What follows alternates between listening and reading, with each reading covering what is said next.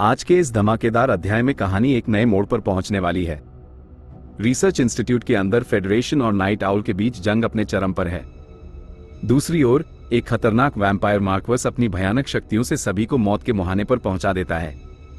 लेकिन तभी विहान चौधरी एक ऐसी जोखिम भरी योजना पेश करता है जो पूरे युद्ध का परिणाम बदल सकती है। अब सवाल यह है कि क्या एंटी वैम्पायर फॉर्मेशन सच में मार्क्वस देवदत्त देसाई को रोक पाएगा? क्या विहान टेलीपोर्टेशन पैसेज को समय रहते नष्ट कर पाएगा, या फिर उसकी यह चाल उसी पर भारी पड़ जाएगी? जानने के लिए बने रहिए अल्फा नोवेल हिंदी के साथ। अगर वीडियो पसंद आए तो लाइक करें, चैनल को सब्सक्राइब करें और बेल आइकन जरूर दबाएं। अब शुरू करते हैं अध्याय 381। अध्याय 381, anti vampire formation. Jayant Tiwari ने मन ही मन अगले कदमों की गणना करते हुए चिंता से कहा, यहां वैम्पायर्स के मार्क्वस से मिलना परेशानी की बात है। देवदत्त देसाई ने तिरस्कार से कहा, हाँ, सिल्वर बुलेट्स? इतने सालों बाद भी क्या डेमन हंटर्स के पास बस यही बचा है? ये कहते हुए देवदत्त ने अपने हाथ की छड़ी उठाई और उसे जोर से जमीन पर दे मारा। थर्ड, जैसे ही छड़ी जमीन पर लगी, गहरे बैंगनी रंग की लहरें, जिन्हें नग्न आंखों से देखा जा सकता था, सभी दिशाओं में फैल गईं। हिना महाजन ने घबराते हुए कहा, धत, जल्दी! उसकी पुतलियां सिकुड़ गईं। उसने अभी अपना मुंह खोला ही था और वह प्लेयर्स को पुकारना चाहती थी, तभी उसके पैर पहले ही बैंगनी चमक से ढक चुके थे। अगले ही पल हिना साइलेंस की स्थिति में चली गई। उसकी आंखों में गेम हिंट्स की एक लाइन चमकी, हिंट, आप साइलेंस की स्थिति में प्रवेश कर चुके हैं। आप किसी भी एक्टिव स्किल्स का उपयोग करने में असमर्थ हैं, अपने बैकपैक का उपयोग करने में असमर्थ हैं और बोलने में असमर्थ हैं। हिना ने घबराकर सोचा, अरे नहीं, सब खत्म हो गया। हिना ने ध्यान दिया कि उसके अन्य साथी भी उसी समय साइलेंस की स्थिति में प्रवेश कर चुके थे। जयंत ने गंभीर स्वर में कहा, वो छड़ी 13 होली आर्टिफैक्ट्स में से एक है। ये बहुत परेशानी वाली बात है। इस स्थिति में हम टेलीपोर्ट नहीं कर पाएंगे। उदित ठाकुर ने अपनी मुठियां भींच ली। उसके पास एक हाई एक्सप्लोसिव बॉम्ब था। अगर वो पूरी ताकत से लड़ता तो वो देवदत्त के स्पेल कास्टिंग स्टेट को बाधित कर सकता था। बैंग! जैसे ही हर कोई सोच रहा था कि कैसे बचा जाए, दीवार के कोने में कई वेंटिलेशन डक्ट के ढक्कन जोर से खुल गए। वेंटिलेशन डक्ट से कई लाल आकृतियां तेजी से बाहर निकली। जमीन पर उतरने के बाद वे वैम्पायर एल्डर देवदत्त पर झपट पड़ी। ये लिकर्स थे। बचने का एक मौका था। वूश! अपनी छड़ी पकड़े हुए बूढ़ा आदमी लगातार चकमा देता रहा और बड़ी चतुराई से लिकर्स के हमलों से बचता रहा। हालांकि लगभग 1 दर्जन लिकर्स रास्ते से बाहर आ गए थे। इतनी संकरी जगह में देवदत्त के पास चकमा देने का कोई रास्ता नहीं था। वो केवल अपनी छड़ी वापस ले सकता था, उसे फिर से उठा सकता था और उसे एक लिकर की ओर तान सकता था। थर्ड, छड़ी ने हल्के से एक लिकर के माथे को छुआ। लिकर आधे सेकंड के लिए हवा में ही जम गया। बूम! लिकर का शरीर फट गया। जिस पल देवदत्त के हाथ की छड़ी ने जमीन छोड़ी, साइलेंस स्पेल ने तुरंत अपना प्रभाव खो दिया। निहारिका नेगी ने जोर से चिल्लाते हुए कहा, जल्दी टेलीपोर्ट! निहारिका ने तुरंत अपनी स्पेशल स्किल का इस्तेमाल किया। एक सफेद रोशनी चमकी और निहारिका पैसेज में टीम का नेतृत्व करते हुए सेकंड बेसमेंट की ओर ले गई। दृश्य बदलता है। सेकंड बेसमेंट में जयंत को ऐसा लगा जैसे वह हजारों मीटर दौड़ चुका हो। उसके पूरे शरीर की ऊर्जा खत्म हो गई थी। वो जमीन पर बैठ गया, एक घूंट कोला गटका और जोर जोर से हौंफने लगा। हिना का चेहरा भी पीला पड़ गया था। वैम्पायर एल्डर द्वारा किए गए साइलेंस स्पेल ने आम लोगों को ज्यादा नुकसान नहीं पहुंचाया था, लेकिन इसने 2 स्पिरिट टाइप प्लेयर्स को बहुत नुकसान पहुंचाया था।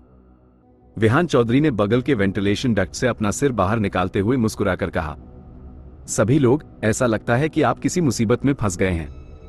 विहान को देखकर चैतन्य चौहान ने अपना हाथ उठाया और कृतज्ञता से कहा, धन्यवाद। जयंत ने हौंफते हुए कहा, तुम्हारे दोस्तों को भी धन्यवाद। साधारण सील्स केवल साधारण वैम्पायर्स के खिलाफ प्रभावी होती हैं। वैम्पायर्स के उस मार्क्वस के खिलाफ यहाँ की सील बमुश्किल ही प्रभावी है। उसके प्रवेश द्वार की रखवाली करने से हमारे लिए अंदर जाना और पैसेज को नष्ट करना मुश्किल होगा। हर कोई शांत हो गया। अहम! विहान ने वेंटिलेशन डक्ट से अपना आधा शरीर बाहर निकाला और हाथ उठाते हुए शांत स्वर में कहा, सभी लोग, मेरे पास एक सुझाव है। सभी ने अपने सिर उठाए और विहान की ओर देखा जो वेंटिलेशन डक्ट में लेटा हुआ था। चैतन्य ने थके हुए स्वर में कहा, विहान, बात करने से पहले तुम नीचे क्यों नहीं आ जाते? चैतन्य को लगा कि उसकी अकड़ी हुई गर्दन अब और वेंटिलेशन डक्ट की ओर नहीं देख सकती। विहान ने सहजता से कहा, नहीं, अंदर बाहर रिंग ना परेशानी भरा है। जमीन पर एंटी डेमन सील फॉर्मेशन अभी भी काम कर रहा था। विहान को उस पर पैर रखने को लेकर बुरा एहसास हो रहा था। विहान ने समझाते हुए कहा, असल में मेरे कुछ काफी मजबूत दोस्त हैं। वे मुझे अकेले टेलीपोर्टेशन अरे में चुपके से ले जाने का कोई तरीका सोच सकते हैं। मैं चुपचाप जाकर अकेले ही टेलीपोर्टेशन अरे को नष्ट कर सकता हूं। लेकिन जैसे ही मैं टेलीपोर्टेशन पैसेज पर कोई हरकत करूंगा, रिसर्च इंस्टीट्यूट का बल्टिन अलार्म ट्रिगर हो जाएगा। वो पुराना वैम्पायर मेरे पीछे आएगा, इसलिए तुम्हें उसे कुछ देर के लिए फंसाने का कोई तरीका सोचना होगा। हिना और जयंत ने एक दूसरे की ओर देखा और गंभीरता से कहा, हमारी टीम के कोऑर्डिनेटेड प्रयास के अलावा अगर हम वैम्पायर्स को मारने के लिए पहले से एक एंटी वैम्पायर फॉर्मेशन सेट करते हैं तो हम उसे कुछ देर के लिए फंसा सकते हैं। एंटी वैम्पायर फॉर्मेशन बहुत अधिक ऊर्जा की खपत करता है, इसलिए हम इसे केवल एक बार सेट कर सकते हैं। इसके अलावा फॉर्मेशन को सक्रिय करने के बाद हम कॉम्बैट के लिए फिट नहीं रहेंगे। विहान ने उत्सुकता से पूछा, हम देवदत्त को कितनी देर तक फंसा सकते हैं? जयंत ने अनुमान लगाते हुए कहा, फॉर्मेशन सेट करने में लगभग 15 मिनट लगेंगे। फॉर्मेशन के प्रभाव और हमारी तरफ से दखलंदाजी दोनों को मिला लें तो हम शायद उसे कम से कम 10 मिनट के लिए फंसा सकते हैं। विहान ने मन ही मन कुछ गणना की और बुदबुदाया, 10 मिनट अभी भी बहुत कम है। ऐसा लग रहा था कि इंटर सर्वर पैसेज बनाने के बाद उसे भागकर टीम की मदद करनी होगी ताकि वैम्पायर्स के एल्डर से निपटा जा सके। ये सोचते हुए विहान ने आत्मविश्वास के साथ कहा, टेलीपोर्टेशन पैसेज को नष्ट करने के लिए मेरे पास ये पर्याप्त समय है। मुझे कोई समस्या नहीं है, उदित ने भारी आवाज में पूछा। विहान, तुम्हारी योजना बहुत जोखिम भरी है। तुम्हें कितना भरोसा है? विहान ने कंधे उचकाए और आराम से कहा, बेशक, मुझे 100% भरोसा है। उदित ने अब और संकोच नहीं किया और दृढ़ता से कहा, अब समय की जांच करो, योजना को अंजाम दो और 18 मिनट में एंटी वैम्पायर फॉर्मेशन को सक्रिय करो। दृश्य बदलता है। थर्ड बेसमेंट, वेंटिलेशन डक्ट के रास्ते। विहान वापस थर्ड बेसमेंट में चढ़ गया और कंट्रोल सेंटर हॉल में लौट आया। हॉल कुछ हद तक अस्त व्यस्त था। वर्तमान में बाहरी दुनिया में आसमान पहले ही रोशन हो चुका था। पूरी रात शांत रहने वाली फेडरेशन ने अपना हमला कर दिया था। इस भारी बदलाव ने नाइट आउल ऑर्गेनाइजेशन के पक्ष को बमुश्किल ही टिके रहने दिया। विहान ने ध्यान दिया कि पारस मेन कंट्रोल प्लेटफॉर्म के सामने कुछ नियंत्रित कर रहा था और चिंतित लग रहा था। विहान ने जिज्ञासा से पूछा, क्या बात है पारस? तुम्हारे हाव भाव देखकर स्थिति बहुत अच्छी नहीं लग रही है। विहान की स्थिति की जांच किए बिना पारस ने लापरवाही से उत्तर दिया, हम बड़ी मुसीबत में हैं। मैं 6th बेसमेंट में मौजूद लैबोरेटरी से संपर्क नहीं कर पा रहा हूं। विहान ने हैरानी से कहा। ओ, पारस ने चिंतित स्वर में कहा, फेडरेशन का जवाबी हमला अप्रत्याशित रूप से भयंकर है। मिस्टर सुकांत पारीक इस समय काफी दबाव में हैं। उन्होंने अभी हमसे संपर्क करके तुरंत टायरेंट्स को सक्रिय करने और फेडरेशन के हमले की पहली लहर को रोकने के लिए कहा है। विहान ने हामी भरते हुए कहा। हम। पारस इतना बेचैन था कि उसका माथा पसीने से भीग गया था। उसने परेशान होते हुए कहा, मैं पहले ही 6th बेसमेंट की लैबोरेटरी से संपर्क स्थापित करने की कोशिश कर चुका हूं, लेकिन वहां से कोई प्रतिक्रिया नहीं मिल रही है। विहान ने समझते हुए शांत स्वर में कहा, सही, क्या ऐसा हो सकता है कि 6th बेसमेंट पर लिकस के एक समूह ने हमला कर दिया हो? पारस ने इनकार करते हुए कहा, बिल्कुल नहीं। 6th बेसमेंट में लैबोरेटरी एक सीलबंद जगह है। भले ही 6th बेसमेंट के पैसेज पर लिकस के एक समूह ने हमला कर दिया हो, फिर भी लिकस धातु के दरवाजे से गुजरने में असमर्थ होंगे। पारस का स्वर भी कुछ अनिश्चित हो गया। हालांकि वह इसे स्वीकार करने के लिए बिल्कुल तैयार नहीं था, लेकिन उसे लगा कि विहान सही कह रहा था। पारस ने घबराते हुए सोचा, अगर विहान की बात सच हुई। विहान ने सुझाव देते हुए कहा, तुम कुछ लोगों को 6th बेसमेंट में ले जाकर क्यों नहीं देखते? यह सुनकर पारस तुरंत डर गया। उसने कांपते हुए कहा, अब मुझे और मत डराओ। पहले 2nd बेसमेंट के सर्वेलेंस उपकरणों में खराबी आ गई, बाद में वैम्पायर्स पर भी हमला हो गया। अब पूरे रिसर्च इंस्टीट्यूट पर फेडरेशन द्वारा हमला किया जा सकता है। अगर हम 6th बेसमेंट में गए तो हम खतरे में पड़ सकते हैं। विहान ने पूरी तरह सहमत होते हुए कहा, यह बात तो है। आखिरकार हमारी जान हमारी अपनी है, इतना जोखिम उठाने की कोई जरूरत नहीं है। बोलते बोलते वो कमांड स्टेशन की ओर चला गया और केंद्र में स्थित स्पेस स्टीयरिंग स्टेबलाइजिंग डिवाइस की ओर मुंह बनाया। अध्याय 382, मालफंक्शन। विहान ने शांत स्वर में कहा, चिंता मत करो पारस, कम से कम स्टेबलाइजर तो अभी भी स्थिर रूप से काम कर रहा है ना? फिलहाल बाहरी दुनिया में चल रही भयानक स्थिति के कारण ब्लड स्लेव्स ने टाइम पैसेज में अयस्क भेजना बंद कर दिया था। वैम्पायर्स टेलीपोर्टेशन पैसेज के जरिए लगातार रिइंफोर्समेंट्स भेज रहे थे, जो सीधे रिसर्च इंस्टीट्यूट के बाहर युद्ध क्षेत्र में शामिल हो रहे थे। पारस ने हताशा में कहा, शायद। पारस के चेहरे के हाव भाव देखकर लग रहा था कि विहान के शब्दों से उसे बिल्कुल भी सांत्वना नहीं मिली थी। विहान मुस्कुराया, समय देखा और धीरे से कमांड स्टेशन के बटन पर टैप किया। स्टेबलाइजर अचानक धीमा पड़ गया। तेजी से घूमने वाले स्टेबलाइजर का शोर तुरंत आधे से भी कम हो गया। तभी पूरे शेल्टर में अलार्म बजने लगा। चेतावनी, टेलीपोर्टेशन पैसेज में खराबी आ गई है, कृपया इसे तुरंत ठीक करें। चेतावनी, टेलीपोर्टेशन पैसेज में खराबी आ गई है, कृपया इसे तुरंत ठीक करें। दृश्य बदलता है। सेकंड बेसमेंट में उदित और उन खिलाड़ियों ने जिन्होंने बूढ़े वैम्पायर को इनहैंस सीलिंग फॉर्मेशन में फंसाया था, अलार्म सुना। उन्हें पता था कि विहान ने योजना के अनुसार काम किया है। देवदत्त एंटी वैम्पायर फॉर्मेशन में फंसा हुआ था। अलार्म सुनकर उसे एहसास हुआ कि उसे इंसानों ने बेवकूफ बनाया है। देवदत्त की आंखें, जो मूल रूप से काली थी, उन पर लाल रंग की परत चढ़ गई। देवदत्त ने गुस्से में पूछा, क्या ये तुम लोग थे? हिना ने अपनी पिस्तौल उठाई और फायर करते हुए कहा, चुप रहो। दृश्य बदलता है। Third basement control centre hall. Paras डर के मारे पीला पड़ गया। उसने कांपते हुए कहा, जैसा मुझे डर था, स्टेबलाइजर वास्तव में खराब हो गया, और वह भी इस समय पर। उसने देखा कि स्टेटस मॉनिटर पर दिख रही स्टेबलाइजर की ऑपरेटिंग पावर कम समय में काफी कम हो गई थी। पावर में कमी के कारण टेलीपोर्टेशन पैसेज पल भर में अपने मूल आकार के 10वें हिस्से तक सिमट गया। इतने छोटे पैसेज ओपनिंग के साथ वैम्पायर्स के लिए टेलीपोर्टेशन के जरिए अंदर आना असंभव था। वैम्पायर्स की रिइंफोर्समेंट्स कट चुकी थी। पारस ने हैरानी से पूछा, यह विहांश, क्या हुआ? विहान ने गंभीर चेहरे के साथ सिर हिलाया और कहा, लगता है हम फिर से किसी मुसीबत में पड़ गए हैं। पारस ने घबराकर पूछा, मैं पूछ रहा हूं, हमें वास्तव में क्या मुसीबत मिली है? बूम। अगले ही पल मुख्य कंट्रोल रूम के बाहर पैसेज के प्रवेश द्वार से कुछ भारी धमाकों की आवाजें आईं। टायरेंट के 3 रूप अपनी बॉडी का इस्तेमाल करके अलॉय डोर को तोड़कर हॉल में दाखिल हुए। पारस डर के मारे पीला पड़ गया और उसके चेहरे से ठंडे पसीने टपकने लगे। टायरेंट के कुल 3 रूप? वे रिसर्च इंस्टीट्यूट में कब घुसपैठ कर गए? विहान ने होंठ सिकोड़े और कहा, लगता है हमारी मुसीबतें और भी बड़ी हो गई हैं। मुझे लगता है कि हमारा पिछला अनुमान सही था। 6th बेसमेंट के कल्टीवेशन पॉड्स में टायरेंट के रूप पहले ही जाग चुके हैं। मेरा सुझाव है कि हम इन टायरेंट रूपों को नियंत्रित करने के लिए तुरंत मिस्टर पारिक से संपर्क करें। पारस मुड़ा और विहान की ओर देखा। विहान ने उसकी प्रतिक्रिया पर ध्यान नहीं दिया और कहा, नहीं तो अगर ये टायरेंट रूप नियंत्रण से बाहर हो गए तो हम असहाय हो जाएंगे। पारस ने जल्दी से विहान को पीछे खींचा और उसे और आगे बोलने से रोक दिया। उसने घबराकर कहा, कृपया और मत कहो। उसे लगा कि विहान उस दिन एक बदकिस्मत इंसान था। उसने जो कुछ भी कहा वो सच हो गया। बैंग। बगल के कुछ वैम्पायर्स ने टायरेंट्स के कदमों को रोकने के लिए आगे बढ़ने की कोशिश की, लेकिन टायरेंट्स के घूंसे ने उन्हें दूर फेंक दिया। टायरेंट्स ने आगे बढ़ना जारी रखा। कंट्रोल सेंटर हॉल में टेलीपोर्टेशन पैसेज की ओर कदम बढ़ाए। कंट्रोल सेंटर हॉल की रक्षा कर रहे वैम्पायर्स भी टायरेंट रूपों की ओर झपटे, उनके हमले को रोकने की कोशिश की। उसी समय हॉल में छिपी ऑटोमेटिक तोपों को भी सक्रिय कर दिया गया, जो पैसेज के प्रवेश द्वार पर गोलीबारी करने लगी।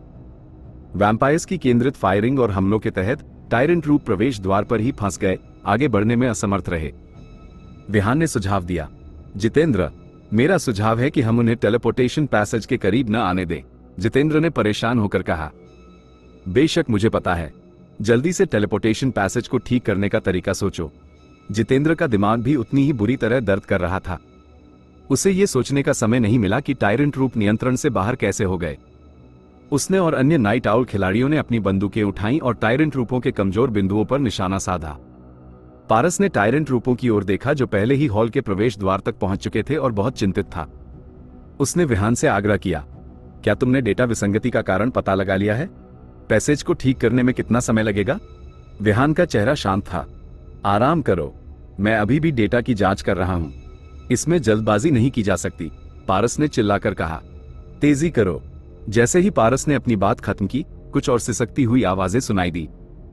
जब पारस ने आवाज सुनी तो उसने तुरंत कुछ भयानक सोचा। उसका शरीर अकड़ गया और उसने धीरे से अपना सिर घुमाया और दरवाजे की दिशा में देखा।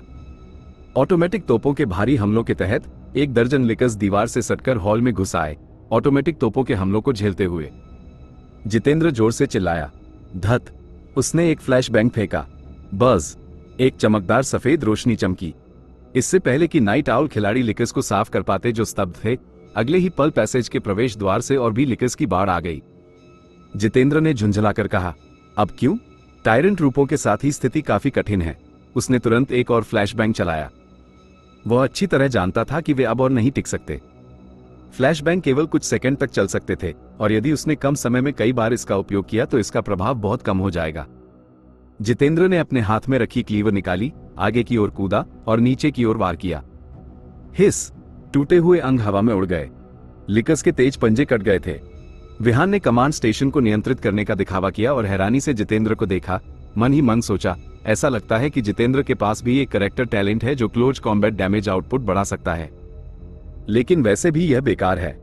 आसपास बहुत सारे लिकस हैं। अधिक लिकस दीवार से सटकर कंट्रोल सेंटर हॉल में घुस आए। असंख्य लिकस ने एक लाल धारा बनाई और लगभग तुरंत ही नाइट आउल खिलाड़ियों द्वारा स्थापित रक्षा पंक्ति को निगल लिया। ये देखकर कि पैसेज के प्रवेश द्वार की रक्षा नहीं की जा सकती, पारस पूरी तरह से घबरा गया। वह अवचेतन रूप से पीछे हट गया, हर जगह कवर ढूंढ रहा था। नीचे बैठकर अपने सिर को पकड़ लिया। एक लिकर सामने से उसकी ओर लपका। हिस, तेज पंजे हवा से उसकी ओर आए। पारस ने घबराहट में अपने जीवित रहने की वृत्ति के आगे घुटने टेक दिए और हमले को रोकने के लिए अपने बगल में रखा बड़ा रिंच उठा लिया। क्रैक, पारस के हाथ कांप गए। उसे नहीं पता था कि उसने लिकर के तेज पंजों को रोकने के लिए अपने हाथों में वो ताकत कहां से पाई। पारस अपने सामने वाले लिकर को घूरता रहा, यहां तक कि जोर से सांस लेने की भी हिम्मत नहीं की। दोनों के बीच की दूरी कुछ सेंटीमीटर थी। वो लिकर के शरीर पर खून की गंध तक महसूस कर सकता था। उस महत्वपूर्ण क्षण में पारस ने विहान को चिल्लाते हुए सुना, पारस, कंट्रोल सेंटर का पासवर्ड क्या है? जल्दी। पारस ने अपनी आखिरी उम्मीद विहान पर टिका दी और तुरंत चिल्लाया, 2,78,123। विहान ने ठंडे स्वर में कहा, ठीक है, धन्यवाद। पारस दंग रह गया।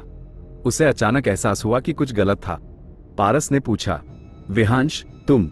अगले ही पल पारस ने अपने हाथ पर एक भारी बल महसूस किया। लिकर के तेज पंजों ने सीधे पारस के हाथों में रखे रिंच को दूर फेंक दिया। एक सफेद छाया वहां से गुजरी और तेज पंजे पारस की गर्दन पर दब गए। अध्याय 383, पर्पल स्पेशल क्रिस्टल्स। पारस की आंखों में डर चमक उठा। एक पल के लिए उसका दिमाग सुन्न हो गया। फिर कई विचार दोबारा सामने आए। पारस ने उलझन में सोचते हुए कहा, उसमें कुछ तो गड़बड़ है। क्या वो फेडरेशन से है? लेकिन क्यों? पारस वास्तव में विहान चौधरी के मकसद को समझ नहीं पा रहा था। अगर वो फेडरेशन से होता तो वह आसानी से पैसेज के साथ कुछ कर सकता था और उनकी योजना इस चरण तक नहीं पहुंच पाती। इसलिए पारस ने कभी विहान पर शक नहीं किया था। वह आखिर था कौन? विहान ने खेद जताते हुए कहा, मुझे माफ करना पारस, लेकिन तुमने मुझे कोई और समझ लिया है। मैं विहांश नहीं हूं। लिकर के तेज पंजों ने पारस की गर्दन पर वार किया। हिस, खून के छींटे उड़ गए। विहान ने अपना सिर नीचे किया और जल्दी से मेन कंट्रोल प्लेटफॉर्म पर पासवर्ड दर्ज किया।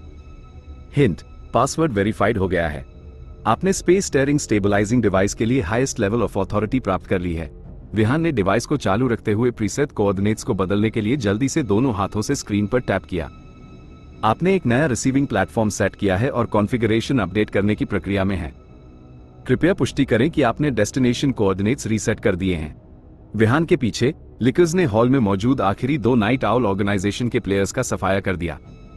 10 से अधिक ज़ॉम्बी क्लोन्स लड़खड़ाते हुए मेन कंट्रोल रूम से अंदर आए।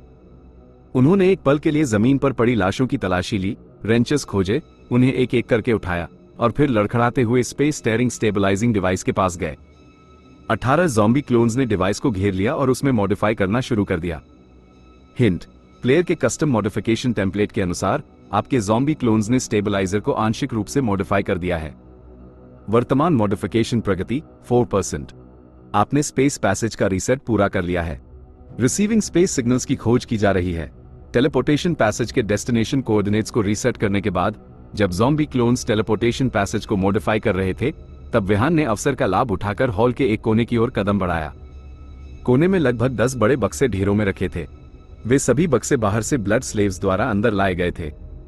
पहले टेलीपोर्टेशन पैसेज के बंद होने के कारण उन बक्सों को अस्थायी रूप से कंट्रोल रूम के कोने में रखा गया था। अंदर क्या हो सकता है? विहान थोड़ा उत्सुक था। वह आगे बढ़ा और उसने एक बक्से का ढक्कन उठाया।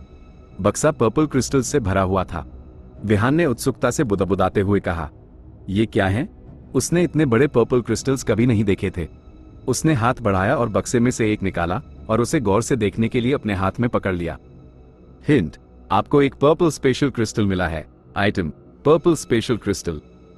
डिस्क्रिप्शन, एक विशेष पर्पल क्रिस्टल जो लंबे समय से स्पेशल एनर्जी को अब्सॉर्ब कर रहा है।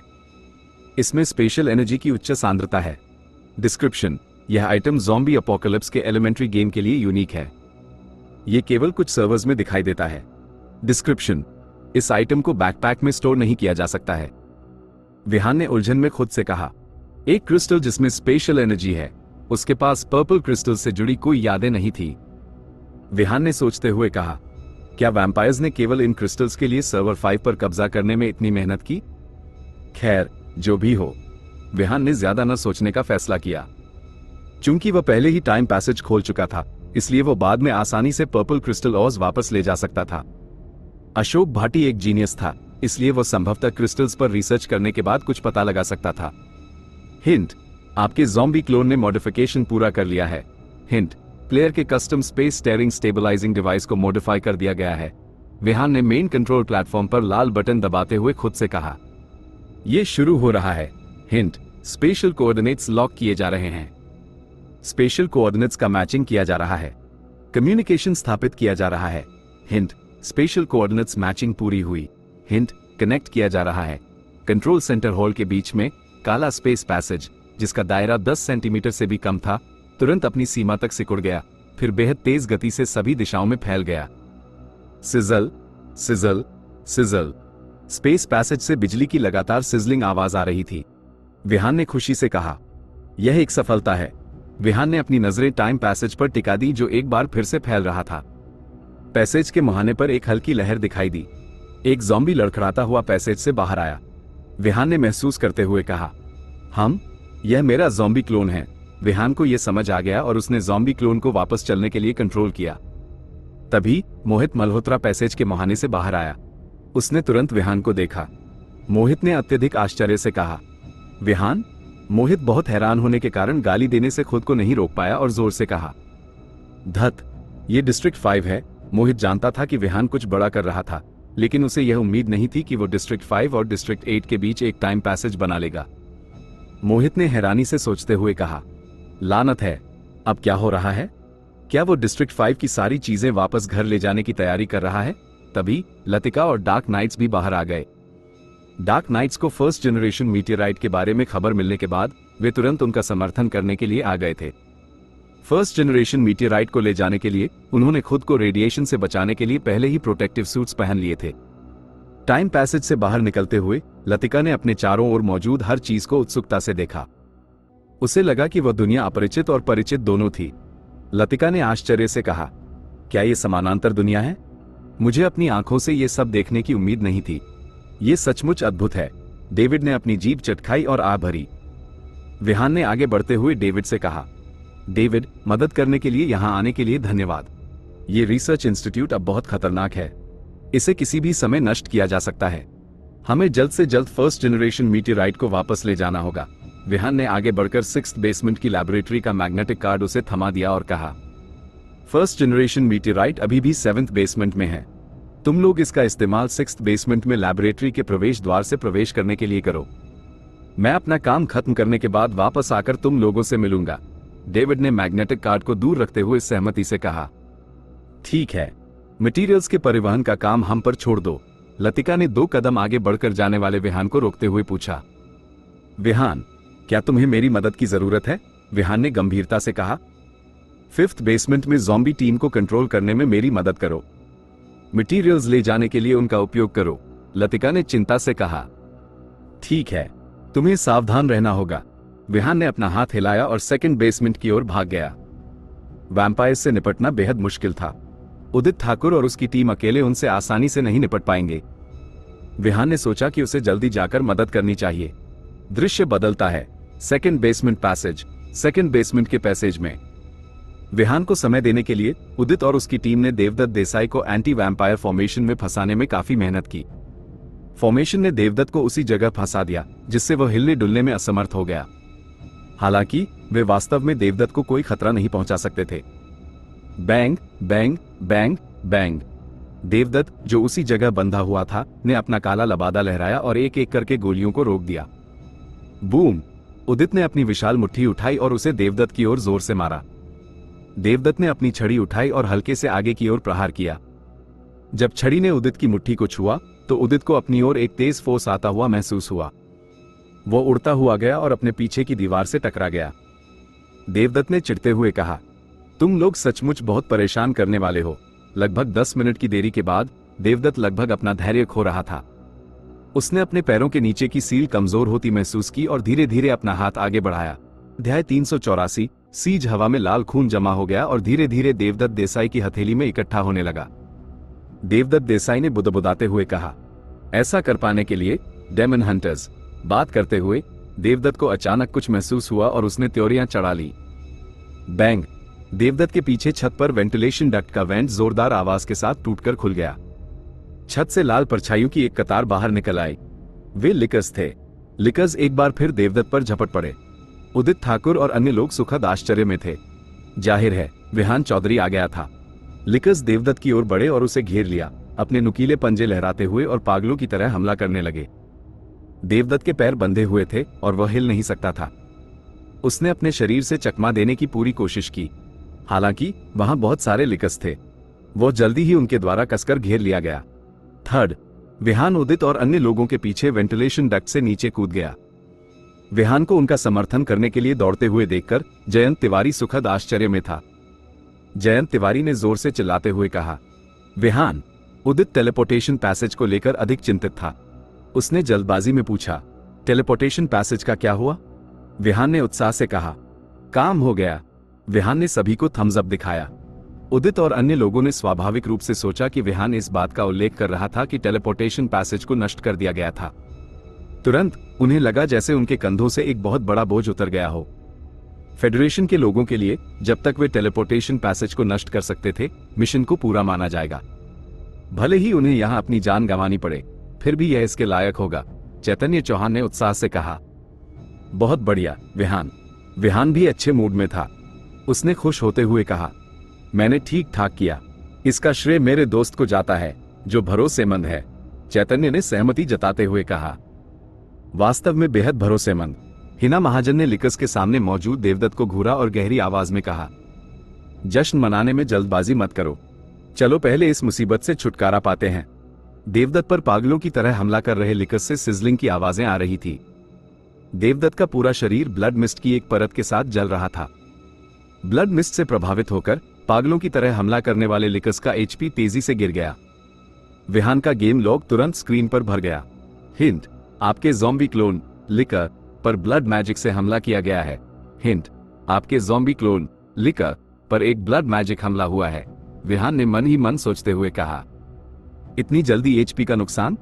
विहान ने चिल्लाते हुए आदेश दिया, जल्दी पीछे हटो, और वो सबसे आगे रहते हुए कोने के पीछे हट गया। जब पार्टी ने यह सुना तो वे तेजी से पीछे हट गए। लिकर्स का एचपी तेजी से 10% से नीचे गिर गया। विहान ने तुरंत अपनी स्किल का इस्तेमाल करते हुए कहा, blood explosion, boom boom. Devdutt के आसपास के लिकर्स ने करीब से खुद को विस्फोटित कर लिया। छलकते हुए खून ने आसपास की दीवारों को खुरचकर कुछ बड़े काले गड्ढों में बदल दिया। जयंत लिकर्स की आत्मघाती शक्ति से मन ही मन हैरान था। उसने बुदबुदाते हुए कहा, आत्मविनाश। जयंत ने विहान पर उलझन भरी नजर डालते हुए मन ही मन सोचा, लेकिन ये चाल वैम्पायर्स की क्षमता से इतनी मिलती जुलती क्यों लगती है? उदित भी उलझन में था। उसे लगा कि लिकर्स का यह विस्फोट थोड़ा परिचित था और यह उस दृश्य से बहुत मिलता जुलता था जो उसने पहले वीडियो में देखा था। पैसेज के बीच में एक ठंडी आवाज गूंज उठी, तुम सभी को मरना होगा। देवदत्त मरा नहीं था। उसका पूरा शरीर एक ब्लड कलर्ड मिस्ट से ढका हुआ था जिससे लगातार भाप निकल रही थी। उसका शरीर कुछ गुना बड़ा हो गया था। भाप से भरे ब्लड कलर्ड मिस्ट के कारण उसका चेहरा साफ साफ देखना असंभव था। कोई भी केवल एक ब्लड कलर्ड मानव आकृति को स्पष्ट रूप से देख सकता था जो लगातार जल रही थी और भाप छोड़ रही थी। जयंत और हिना ने एक ही समय में एक दूसरे की ओर देखा और सोचते हुए कहा, यह बर्निंग ब्लड ट्रांसफॉर्मेशन।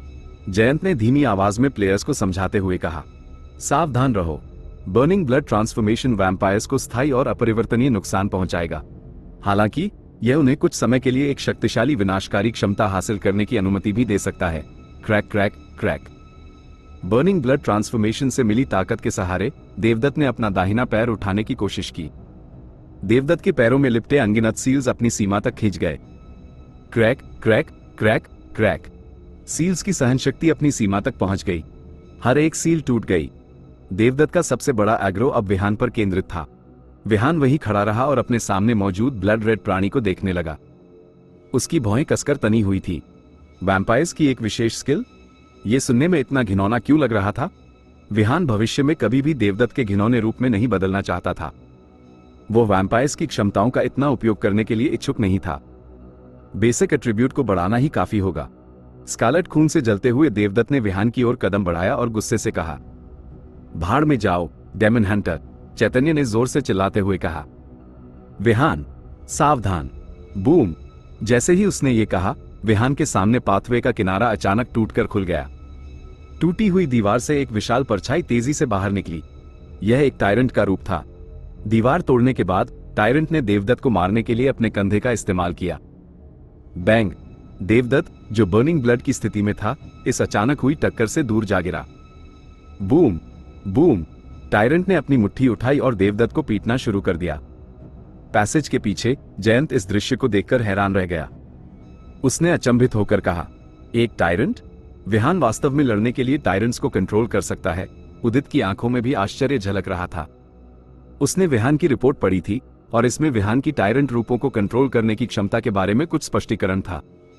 फेडरेशन की एनालिसिस टीम का मानना था कि यह एक विशेष क्षमता है जिसका उपयोग विहान केवल अत्यंत विशेष परिस्थितियों में कर सकता है और इसका उपयोग लंबे समय तक नहीं किया जा सकता है। लेकिन उसके सामने मौजूद दृश्य ने उदित को बताया कि विहान पूरी तरह से टायरेंट रूपों को कंट्रोल कर सकता है।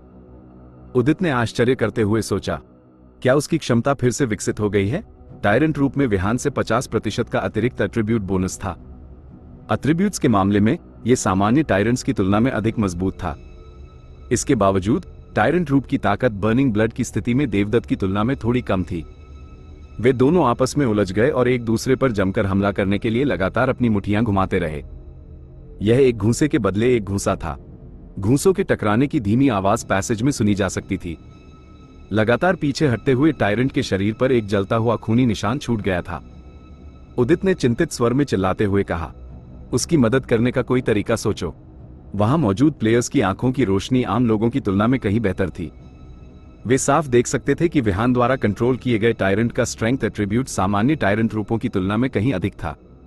हालांकि यह अभी भी देवदत्त से थोड़ा कमतर था, जो बर्निंग ब्लड ट्रांसफॉर्मेशन की स्थिति में था। देवदत्त का शरीर एक ब्लडी मिस्ट से ढका हुआ था। उबलते हुए ब्लड मिस्ट के संपर्क में आते ही टायरेंट रूप बुरी तरह घायल हो जाएगा। हिना ने दृढ़ स्वर में कहा, जयंत, मेरी मदद करो। जयंत ने तुरंत सहमति जताते हुए कहा, ठीक है। हिना ने अपना सिर नीचे किया, अपने बैकपैक में तलाशी ली और वैम्पायर को उसी जगह सील करने के लिए एक सीलिंग फॉर्मेशन सेट करना शुरू कर दिया। Boom boom boom. अचानक कुछ भारी आवाजें गूंज उठी। जयंत, जिसने अपना सिर नीचे कर लिया था और फॉर्मेशन सेट करने के लिए हिना के साथ तालमेल बिठाने वाला था, एक पल के लिए चौंक गया। उसने अपना सिर उठाया और पैसेज के सामने की ओर देखा। पैसेज की दीवार में कई और छेद खुल गए थे। दीवार के छेदों से कुल 8 टायरेंट रूप बाहर निकल आए थे। बर्निंग ब्लड की स्थिति में मौजूद देवदत्त के खिलाफ आमने सामने होने पर टायरेंट का रूप नुकसान में था। लेकिन वर्तमान में कुल 9 टायरेंट रूपों ने देवदत्त को घेर लिया था। Bang bang bang. देवदत्त बीच में घिरा हुआ था और कई टायरेंट रूपों द्वारा एक सैंडबैग की तरह लगातार उस पर हमला किया जा रहा था। अध्याय 385। वैम्पिरिक स्पिरिट के इन पैसेज में प्लेयर्स कुछ देर के लिए शांत हो गए। जयंत तिवारी ने अपनी लार नीली और ध्यान से विहान चौधरी की ओर देखा। जयंत ने हैरानी से सोचते हुए कहा, इतने सारे टायरेंट्स? विहान एक ही समय में इतने सारों को कंट्रोल कर सकता है? इस बात को ध्यान में रखते हुए कि विहान ने ऑपरेशन को वर्तमान चरण तक पहुंचाने में महत्वपूर्ण भूमिका निभाई थी, जयंत ने सोचा कि विहान का उसका मूल्यांकन पहले से ही बहुत अधिक था। हालांकि उसे यह उम्मीद नहीं थी कि उसने अभी भी विहान की ताकत को कम आंका था।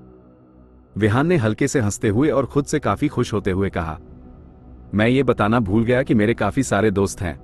व्यक्तिगत रूप से लड़ने के लिए जाने की तुलना में उसे अपने गुर्गों को बुलाने और दुश्मन पर एक साथ हमला करवाने का एहसास ज्यादा पसंद था।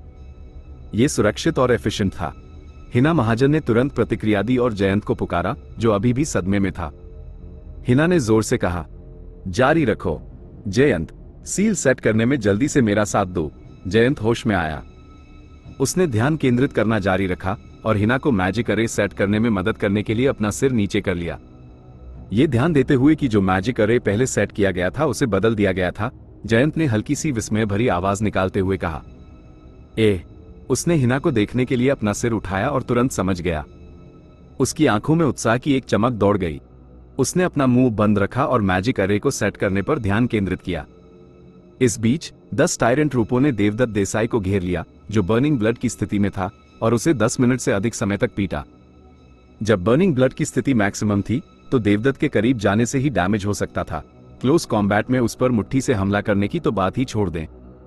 ब्लडी मिस्ट के कारण टायरेंट रूपों की मुट्ठियां पहले ही जलकर खून से लथपथ हो चुकी थी। हालांकि टायरेंट रूपों में एक बहुत मजबूत सेल्फ हीलिंग एबिलिटी भी थी, इसलिए उनके पास एचपी के मामले में एक बहुत बड़ा फायदा था। जलता हुआ ब्लडी मिस्ट धीरे धीरे भ्रामक हो गया और देवदत्त का शरीर, जो ब्लडी मिस्ट में लिपटा हुआ था, थोड़ा डगमगाने लगा।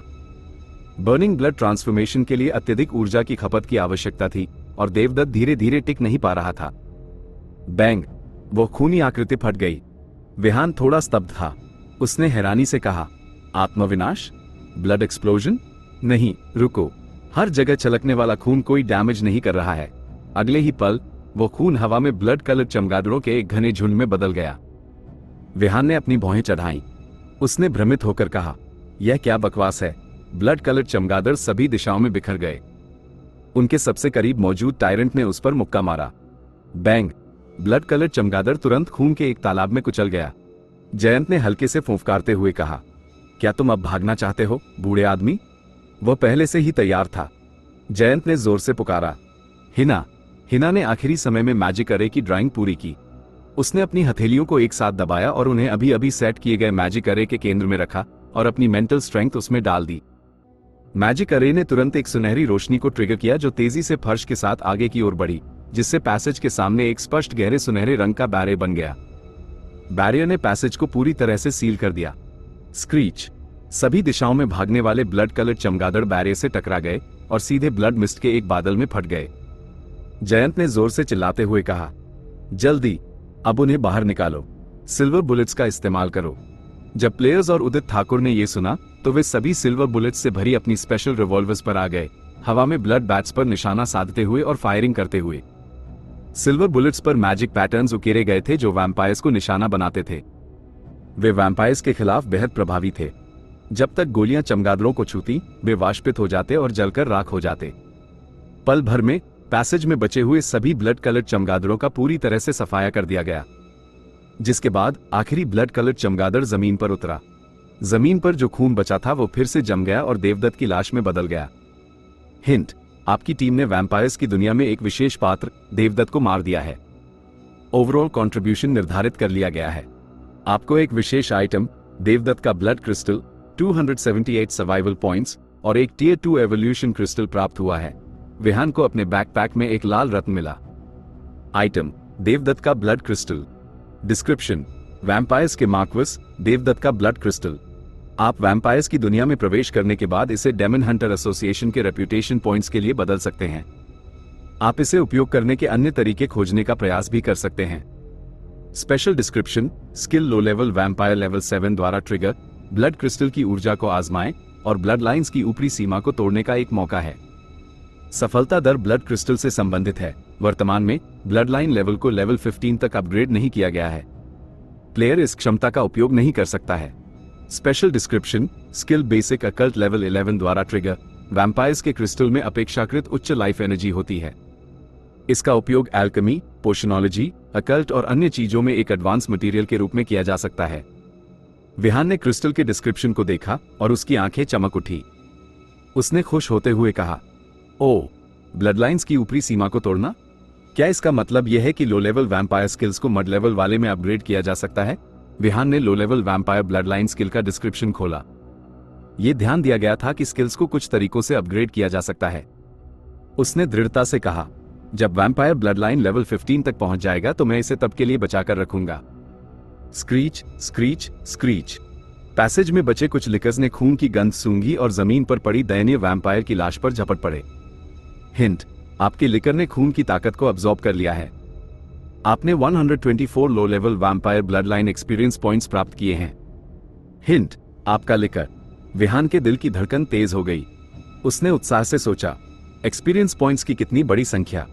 जब से उन्होंने वैम्पायर ब्लड लाइन स्किल सीखी थी, ज़ॉम्बी क्लोन्स को नॉइंग स्किल भी विरासत में मिली थी। एक हाई लेवल वैम्पायर की लाश उनके लिए बेहद आकर्षक थी, पलक झपकते ही लिकर्स ने देवदत्त की लाश को निगल लिया। हिंट, आपकी low level vampire blood line skill level 11 में अपग्रेड हो गई है। वैम्पायर ब्लड लाइन का लेवल पूरे 4 लेवल्स बढ़ गया था। ऐसा लग रहा था कि वैम्पायर्स के मार्क्वेस के खून में मौजूद ऊर्जा बहुत अधिक थी। खून को अब्सॉर्ब करने के बाद स्किल लेवल तेजी से बढ़ा। विहान ने मन ही मन सोचते हुए कहा, वह क्या है? लाश के अवशेषों के नीचे एक लकड़ी की छड़ी थी। उसने आश्चर्य से कहा, ओह, यह वही छड़ी है जिसे वह बूढ़ा वैम्पायर पकड़े रहता था। किसी कारण से विहान को अपने दिल की गहराई से छड़ी को प्राप्त करने की तीव्र इच्छा महसूस हुई। विहान को लगा कि कुछ सही नहीं था। वो धीरे धीरे आगे बढ़ा, नीचे बैठा और छड़ी उठाने के लिए अपना हाथ बढ़ाया। हिना और जयंत ने लगभग एक ही समय में उसे रोका। हिना ने चिंतित स्वर में चिल्लाते हुए कहा, सावधान। जयंत ने भी घबराकर कहा, इसे मत छूओ। विहान मुड़ा और उन दोनों की ओर पूछताछ भरी नजरों से देखते हुए कहा, हाँ। हिना ने चेतावनी देते हुए कहा, विहान, ये वैम्पायर्स का एक होली वेपन है। अगर तुम इसे जल्दबाजी में छूते हो तो तुम्हें इसका बैकलैश झेलना पड़ेगा। विहान ने अपनी आंखें थोड़ी सिकोड़ी और सोचते हुए कहा, वैम्पायर्स का होली वेपन? नाम से तो ये काफी शक्तिशाली लगता है। मेरे पास भी वैम्पायर ब्लड लाइन है, इसलिए मुझे कोई बैकलैश नहीं झेलना चाहिए, है ना? विहान ने छड़ी के लिए अपना हाथ बढ़ाना जारी रखा। अगले ही सेकंड विहान की दृष्टि में एक गेम हिंट चमका। हिंट, ब्लड लाइन ऑथेंटिकेशन सफल रहा। आपको आइटम वैम्पिरिक स्पिरिट केन अनफेरिया प्राप्त हुआ है। Item vampiric spirit cane Anferia. Description, special item soul binding, एक स्पेशल बैकपैक स्लॉट लेता है। इसे फेंका नहीं जा सकता, मौत के बाद निश्चित रूप से गिर जाएगा। डिस्क्रिप्शन, वैम्पायर्स के 13 होली आर्टिफैक्ट्स में से एक जिसके बारे में अफवाह है कि इसमें बड़ी ताकत है। बैकपैक में रखे जाने के बाद इफेक्ट्स एक्टिवेट हो जाते हैं। बेसिक एजिलिटी को 1, बेसिक स्ट्रेंथ को 1, बेसिक वाइटैलिटी को 1 और ब्लड अफिनिटी को 3 बढ़ाता है। Description, additional silence skill. Description, mental strength की खपत करता है जिससे रेंज के भीतर सभी जीवित प्राणी स्किल्स का उपयोग करने, बोलने या अपने बैकपैक्स का उपयोग करने में असमर्थ हो जाते हैं। इस स्थिति के लिए निरंतर स्पेल कास्टिंग मूवमेंट्स और मेंटल स्ट्रेंथ की खपत की आवश्यकता होती है। मैक्सिमम ड्यूरेशन 5 सेकेंड है। कूल डाउन टाइम 3 घंटे। Skill consumption, skill effect range, skill की मैक्सिमम ड्यूरेशन और cool down time vampire blood line के लेवल से संबंधित हैं। डिस्क्रिप्शन, कथित तौर पर 13 होली आर्टिफैक्ट्स में वैम्पायर्स का सबसे बड़ा रहस्य छिपा है। वैम्पायर्स के अधिक होली वेपन्स प्राप्त करके एडिशनल इफेक्ट्स प्राप्त किए जा सकते हैं। डिस्क्रिप्शन, अगले टियर 3 होली वेपन्स का सेट इफेक्ट, प्लेयर का बेसिक एट्रीब्यूट 2 पॉइंट्स बढ़ जाएगा। डिस्क्रिप्शन, इस स्पिरिट केन पर एक हल्का 2 अंकित है। प्रत्येक वैम्पायर अपोकलिप्स में वैम्पायर्स के करस्पॉन्डिंग 13 होली आर्टिफैक्ट्स होंगे। 5 वैम्पिरिक स्पिरिट केन्स अनफेरियर इकट्ठा करने पर उन्हें एक वैम्पिरिक रिचुअल के माध्यम से वैम्पिरिक स्पिरिट केन एलीट में सिंथेसाइज किया जा सकता है। Additional description, elite vampiric spirit canes का प्रभाव अधिक मजबूत होता है। यदि सिंथेसिस सफल होता है तो सभी इन्फेरियर वैम्पिरिक स्पिरिट केन्स अपना प्रभाव खो देंगे। अध्याय 386, स्टॉक अप। यह एक बहुत शक्तिशाली आइटम लग रहा था। विहान चौधरी ने अपने हाथ में स्पिरिट केन को पकड़कर उसे गौर से देखते हुए मन ही मन सोचा, इसकी साइलेंस स्किल कुछ स्थितियों में बेहद उपयोगी हो सकती है। इस पर लिखा 2 शायद यह दर्शाता है कि यह वैम्पायर अपोकलिप्स के सर्वर 2 से है। क्या वैम्पायर्स का समूह वहीं से आया था? विहान ने खुलेआम स्पिरिट केन को अपने बैकपैक में रख लिया। यह देखकर कि विहान ने आसानी से केन उठा ली, अन्य लोग अभी भी अपेक्षाकृत भावहीन थे, लेकिन जयंत तिवारी और हिना महाजन इतने हैरान थे कि वे बोल नहीं पाए। उन दोनों ने एक दूसरे की ओर देखा और एक दूसरे की आंखों में हैरानी देखी। उन दोनों ने मन ही मन सोचते हुए कहा, एक इंसान वैम्पायर्स का आइटम इतनी आसानी से कैसे उठा सकता है, जब तक कि वह एक वैम्पायर न हो। जयंत ने विहान को भौचक्के होकर देखा, उसे समझ नहीं आ रहा था कि क्या कहे। जयंत ने हक्के बक्के स्वर में कहा, विहान, तुम। विहान ने कोई विनम्रता नहीं दिखाई। उसने अपने हाथ में केन पकड़ते हुए सहजता से कहा, चूंकि कोई भी इसका इस्तेमाल नहीं कर सकता है तो क्या मैं इसे ले लूं? पार्टी के अन्य प्लेयर्स को वैम्पायर्स के होली वेपन्स के बारे में ज्यादा जानकारी नहीं थी, इसलिए वे जयंत और हिना जितने हैरान नहीं थे। इस बात को ध्यान में रखते हुए कि उन्हें ज़ॉम्बीज को मारने के लिए विहान के टायरेंट्स पर निर्भर रहना पड़ा था, लूट के बंटवारे पर किसी को कोई आपत्ति नहीं थी। विहान ने केन को अपने बैकपैक में रखते हुए कृतज्ञता से कहा, धन्यवाद। उदित ठाकुर ने सिर हिलाया और गंभीरता से कहा, सभी लोग, मिशन पूरा हो गया है। हमें जल्दी करनी चाहिए और तुरंत निकलना चाहिए। निहारिका नेगी ने थके हुए स्वर में कहा। मेरी मेंटल स्ट्रेंथ का बहुत अधिक उपयोग हो चुका है। मैं थोड़े समय के लिए अपनी टेलीपोर्टेशन स्किल का उपयोग नहीं कर सकती। पहले निहारिका ने देवदत्त देसाई को मैजिक अरे में फंसाने के लिए अपनी टेलीपोर्टेशन स्किल का इस्तेमाल किया था। फिलहाल उसकी मेंटल स्ट्रेंथ अब टेलीपोर्टेशन का तनाव बर्दाश्त नहीं कर सकती थी। विहान ने अपने पीछे छत पर वेंटिलेशन डक्ट की ओर इशारा करते हुए शांत स्वर में कहा, फिर हम केवल वेंटिलेशन डक्ट का उपयोग कर सकते हैं। अंदर जाने पर ऊपर चढ़ना। आपको जल्द ही सीवर का प्रवेश द्वार मिल जाएगा। यह आपको रास्ता दिखाएगा। उसके बाद करते ही लड़ाई में जिंदा बचा एक लिकर उदित के पैरों तक रेंगता हुआ आया, जो बहुत आज्ञाकारी लग रहा था। चैतन्य चौहान ने लिकर को देखा और सावधानी से अपनी लार ली।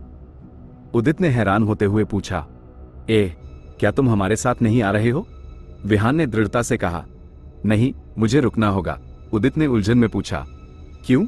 विहान ने समझाते हुए गंभीरता से कहा, मुझे टेलीपोर्टेशन पैसेज को नष्ट करते समय कुछ मिला। नाइट आउल ने रिसर्च इंस्टीट्यूट में 5 जमे हुए टियर 5 जायंट ज़ॉम्बीज छोड़े हैं। ये सुकांत पारिक ही होगा जो फेडरेशन से निपटने के लिए जायंट ज़ॉम्बीज की ताकत उधार लेना चाहता है।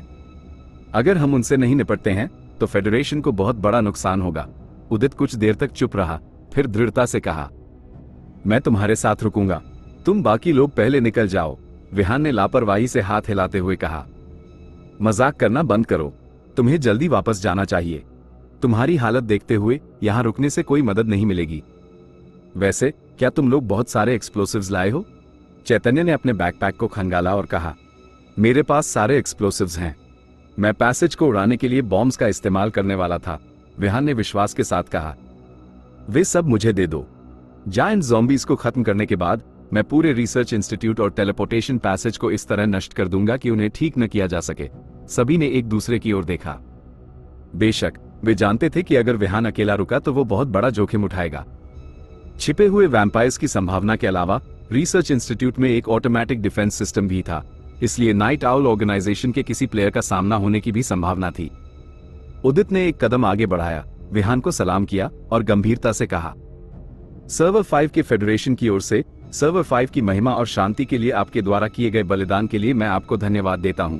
विहान का चेहरा उतर गया और उसने मन ही मन बुदबुदाते हुए कहा, किसने बलिदान दिया? उसने उदित की ओर हाथ हिलाया और खींचते हुए कहा, तुम क्या कर रहे हो? क्या तुम बस इतनी बड़ी बड़ी बातें करोगे और पैसे नहीं दोगे? जल्दी करो और निकलो। समय बर्बाद मत करो। मैं बहुत सुरक्षित हूं।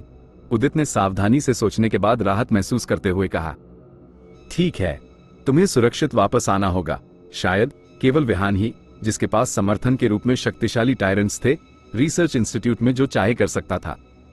उदित ने टीम की ओर सिर हिलाया और दृढ़ता से कहा, चलो चलें। वो उस पाइप के पीछे गया जिसकी ओर विहान ने इशारा किया था। इसका नेतृत्व लिकर कर रहा था और वे एक एक करके उसमें चढ़ गए। दृश्य बदलता है। Main control room, second basement. Elite dark knights पूरे प्रोटेक्टिव सूट्स में थे और फर्स्ट जनरेशन मीटियोराइट को टेलीपोर्टेशन पैसेज में ले जाने की कोशिश कर रहे थे। दूसरी ओर 10 से अधिक zombies mass produced tyrant T-103 cultivation port के चारों ओर एक रेंच घुमा रहे थे, इसे टुकड़ों में काटने और शेल्टर में वापस लाने की तैयारी कर रहे थे।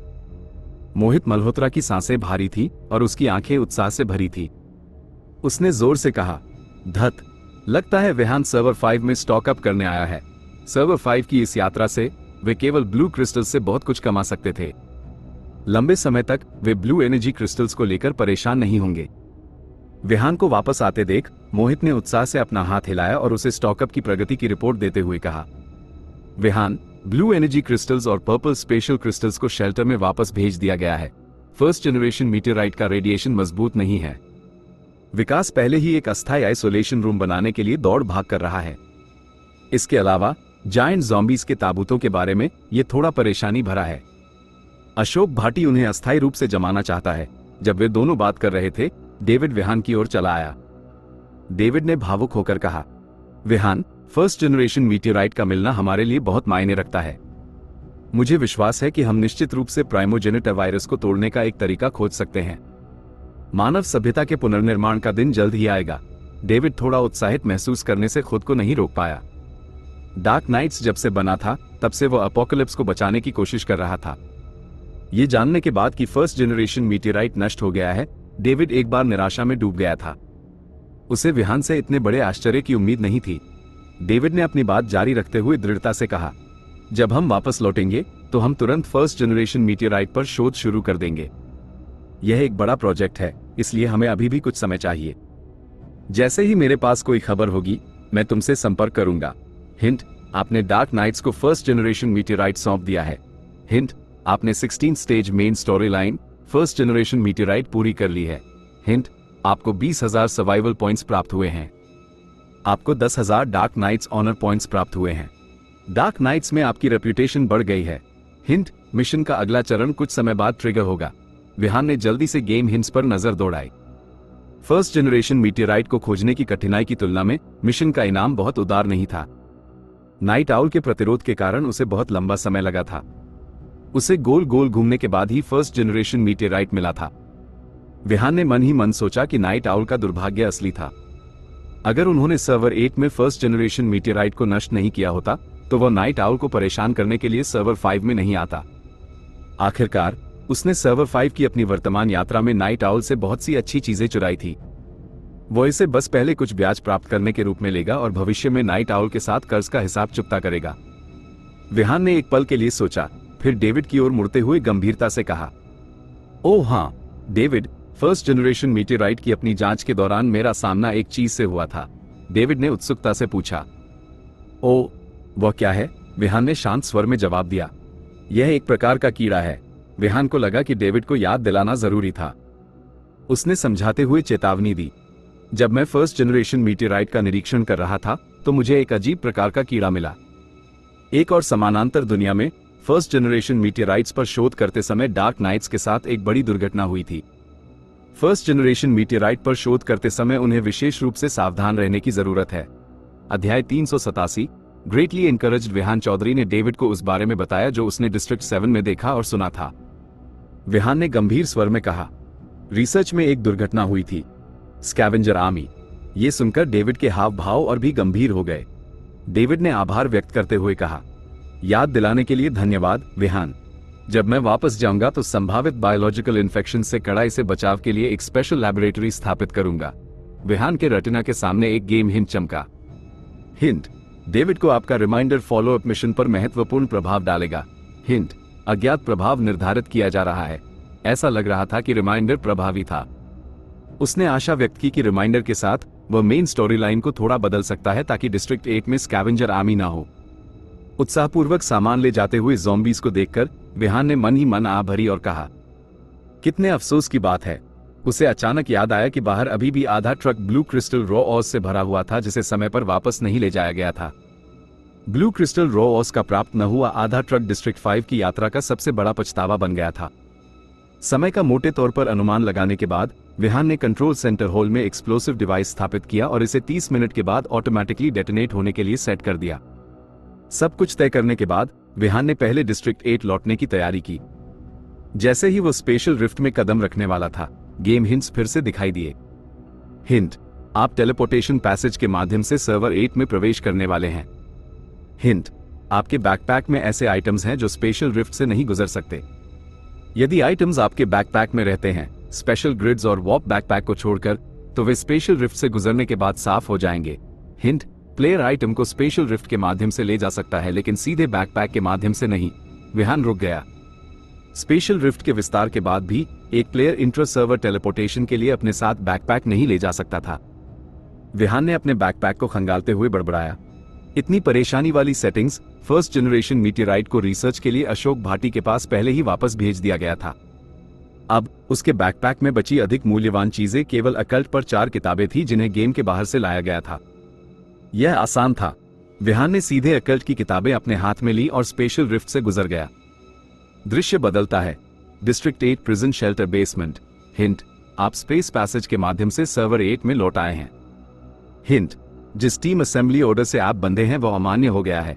अशोक ने जोर से निर्देश देते हुए कहा, जल्दी करो, तुम क्या कर रहे हो? बाल्टी में मौजूद खून एक बहुत मूल्यवान रिसर्च आइटम है। इसे अकेले वेयरहाउस नंबर 24 में रखा गया है।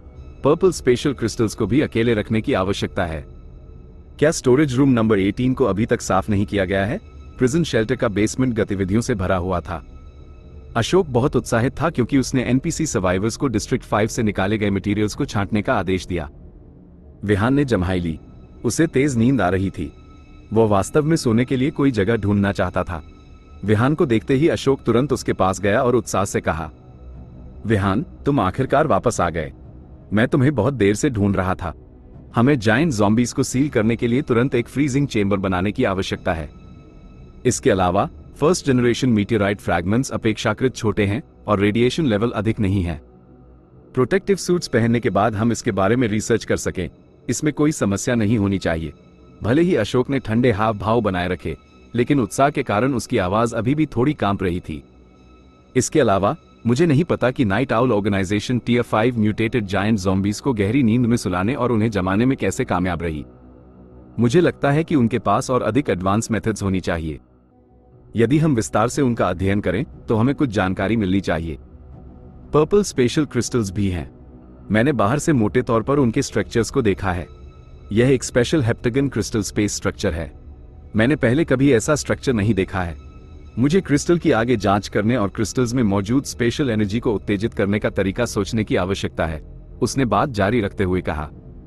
मुझे उस ब्लड पूल में भी बहुत दिलचस्पी है जिसका तुमने पहले उल्लेख किया था। वास्तव में खून में विभिन्न तत्वों के निशान हैं।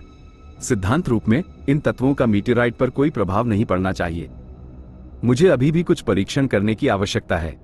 तुमने इस बार बहुत अच्छा किया। तुम ब्लड पूल का खून भी वापस ले आए ताकि मैं और अधिक विस्तृत परीक्षण कर सकूं।